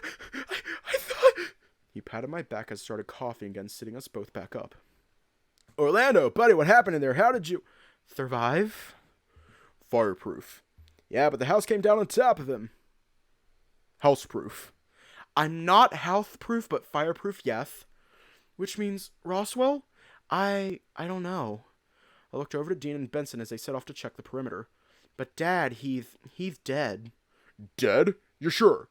"I thought it'd be more Thad or Thad at all instead of just feel tired." "This is a lot to take in." Dave, get the hell out of here, alright? There's nothing left for you here. I shook my head, trying to block out what I could see in my mind of Thanatos as we parted ways. Roswell, he was in there, which means... Dave? Roswell has to be dead. He has to be. Dave, he still could be... Looked over to Orlando, and he was quieted by a hand on his shoulder from Sal. It's a miracle that you made it, Orlando, but... It's still hot, but I can go back in if I need to. Now it was Orlando's turn to cough. They're not nearly as bad. I didn't like the idea of him going in there and making it worse. Dominic died saving Jack. Thanatos died killing Jack. Memphis died somehow. Trust me, you don't want to know. And Roswell died for not escaping. But maybe he got out. Maybe he's in the basement. We don't know. I stepped back from the door and looked at what was left of the house. It was mostly there. The overall shape existed, but it was clear that the inside no longer existed. So many things lost in that fire, including things we'd never even known about. Hi. We all looked up to Dean as he approached with Benson. Though from how he was looking, I already knew what he was going to say. You didn't find him. I'm sorry, but nothing. No sign of him. Without the fire department, there's little we can do to check the inside of that house either. Especially while it's still smoldering. So, what do we do now? Everyone looked around at each other, broken and sad, confused and hurt. We go home. Tyson dusted me off, held me by the shoulders, and looked me in the eye. We get the fuck off this mountain, Dave. With Memphis and his associates taken care of, I imagine there's now some leeway to ask for some help. Perhaps not the full force of the police department, but it's something. And the road? Well, you're not crossing that gap with those wounds. Gestured to my front, and I became aware of the pain again, the adrenaline having worn off. If there's nothing left for us here, we should head down the road and seek help. Not all of us need to go, but it's best we stick together. Orlando was supported by Sal. Tyson took me, and we headed down the driveway. About halfway, Tyson swapped out with Haas, trying to pep himself up to cross the gap in the road. It was a quiet walk, as there wasn't much to say. Of course, we were happy we had survived, but we were tired and stressed. We were wanting to go home. We also didn't want to acknowledge that we were leaving someone behind. The further we got from the house, the cleaner the air got. Though looking behind us, I could see the tower of smoke rising from behind the trees. From far off, I could hear sirens. Someone was already coming. I sat down against the cliff, resting my eyes. Hey! I'd had them closed for only a few seconds before I looked at Tyson crouched before me. Don't go passing out. Just resting, that's all. I'm going to head down the mountain and secure us some assistance. Someone watch over Dave and make sure he doesn't pass out. Wait. Oh yeah. Benson and Tyson headed towards the hole in the road, and it seemed they were both heading down together. It's over, right? It's really over? I think it's too soon to say. How come? I'm willing to believe Memphis is dead if Orlando says he is, though I'd like to know details. The details matter? Not so much, no. But if he is gone, I imagine that is going to complicate things moving forward. Because... a power vacuum. With the head of a crime syndicate family dead, things may suddenly become a lot more dangerous as people fight over who's next in line. Which would be Orlando, but... Exactly. So this is Orlando's chance to get out if he wants? And I do want, but... if me stepping out now puts people in danger, would he be better off just trying to change things while I'm in charge? That's very naive of you to think that way, Orlando. No kidding, like, surely it's not going to be that easy. So the choice is for Orlando to become a criminal, or, if I'm understanding right, the alternative puts everyone else at risk. I laughed, covering my eyes. Despite us getting out alive, despite everything leading to us being free, my boyfriend was still trapped by circumstance. Dean, you want to weigh in on this? You've been quiet this whole time. Me? This isn't going to be some dramatic reveal that you've been working for dad this whole time and now you don't have a job, is it? No, not at all. But I am thinking about what to do once we're home. Oh, do tell. Well, I was thinking about trying to make some amends with someone, that's all. Don't. So is that a no one getting his number? Are you serious right now? Could have all just died. My priorities have shifted. Yeah, sir, they have. I looked over to Haas, flashing him a tired smile. What are you planning on doing when we get home? Probably spend a week watching anime and finding a way to get some decent ramen without leaving the house. Did you want some company? I appreciate you asking, and maybe Tyson will probably reach out for an anime fix at some point, so I'm not too worried about being alone for too long. With a sigh, I closed my eyes again to get some rest. Dave, you heard what Tyson said? I'm fine, just resting my eyes. Well, he's already crossed the gap with Benson, so did you want me to leave you napping? If it happens, sure. Felt him lightly pat the top of my head before hearing him sit down next to me. I told myself I was going to rest my eyes, but I could feel myself passing out. No one could have blamed me for needing to sleep, right? 2 weeks later...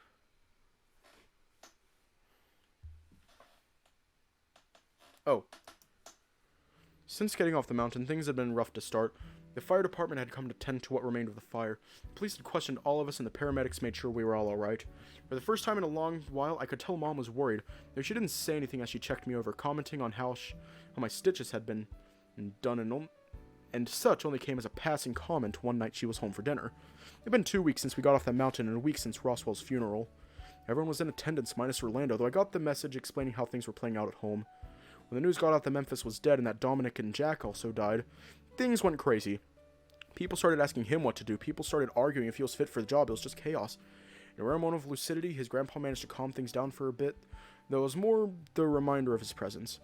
It left me longing for my dragon as I sat in front of my dad's grave, visiting him for the 4th time this week alone. Tyson had decided to spend some time with Haas, saying that he'd been feeling a bit down since getting back. He filled me in later saying that Haas was having trouble getting out of the house and wanted to help. Yeah, let me save real quick. No, it's still just 1x. Wait, hang on. Yeah. Dean and Sal seemed to be attempting to get into their usual swing of things, but it was tough. It was going to take a while for things to settle, but we were all recovering in our own ways. At least that's what I told myself. It was hard to believe without Orlando, though. What should I do, Dad? I can only message him so much. It's not what I really want. I got up, stretching it, and immediately had my eyes covered. The sound I made was one I wasn't proud of, and it got me muffled soon after. Carefully, the hands were pulled away and I spun around immediately.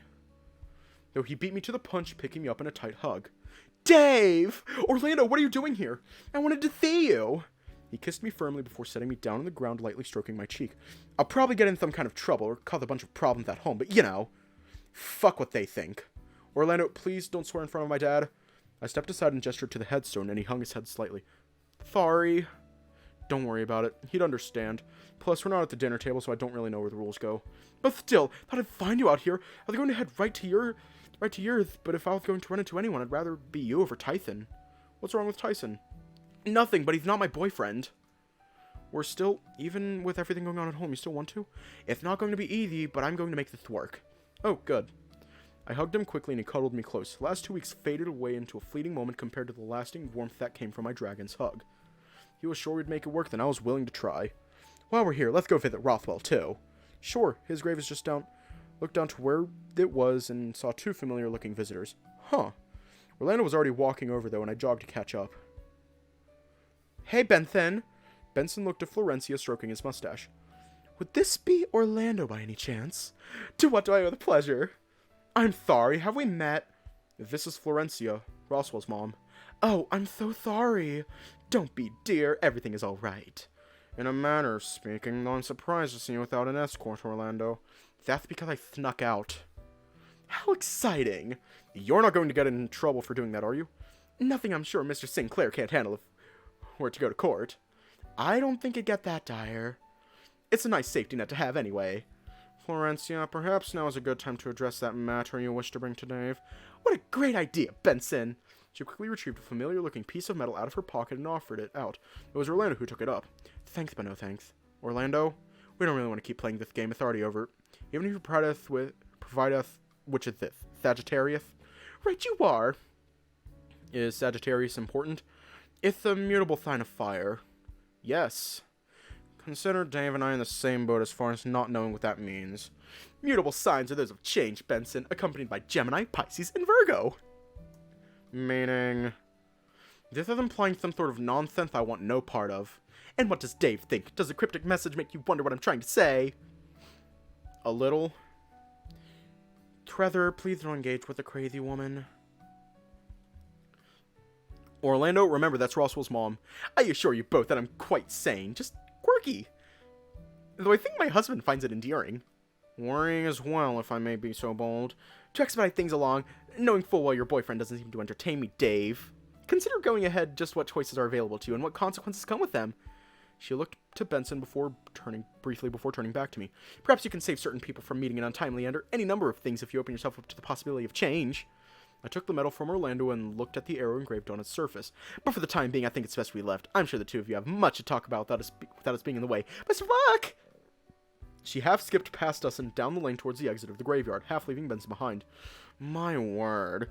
Be well, gentlemen. Then Benson left too in a hurry to catch up. Wasn't what I was expecting when I came here today. Still, let me say hello to Rothwell, and then I'm taking you out for food. Orlando's smile faded quickly once he was able to let his guard down, and it soon became me consoling him as he cried every tear that he otherwise would have had at the funeral. But true to his word, we went out afterwards for a good meal, at least until his bodyguards found us. Then he had to head back and do some damage control. Things continued on like that for a while, Orlando sneaking out, and we'd spend some time together before he'd get ambushed and whisked away. But eventually I was able to figure out where their den was, even after finding out Orlando's house was a less reliable place to find him. At that point, I half moved in with Orlando, and I wasn't allowed to leave unless I had a bodyguard of my own. It made visiting Tyson harder, especially after the third time he tried picking a fight. But I still got to see the others if the arrangement was a bit odd. Dean started up his own coffee shop, and an idea Orlando loved, and made it happen with what money he had tucked away. By tucked away, he blatantly just took it from the family's profits. Not that anyone was willing to argue. Sal joining the police force didn't sit too well with the family, so he was someone I basically never got to see again. Dean kept me in the loop somewhat, but there was enough going on that having Sal involved would have made things harder on Orlando.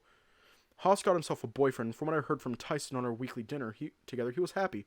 Tyson less so, if only because he had to deal with two anime-loving cats telling him how he should be eating Predator and dressing differently. As for Orlando and I, it was a strange life. He'd somehow made it work. Being the head of a crime family without doing a bad deed or really changing as a person. Bad things happened around us, but we had each other and we kept out of trouble.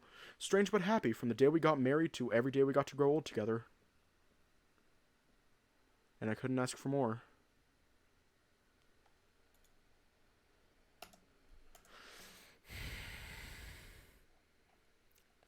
Fuck.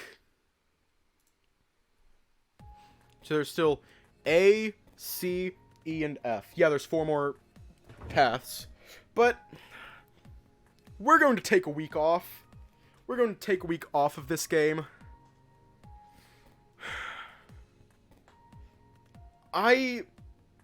Wow. It's been a bit over 2 hours. It's been almost 2.5 hours. So we need a fucking break. And I will find us a new game to play for a little bit. Anyways, I will talk about it in the Discord server if y'all want to talk about it as well. And as always, this is not the longest Theta stream ever. This is not the longest Theta stream ever. It's not even second longest. Anyways, stay safe, have a good night, and I will see you all tomorrow with something I don't know yet.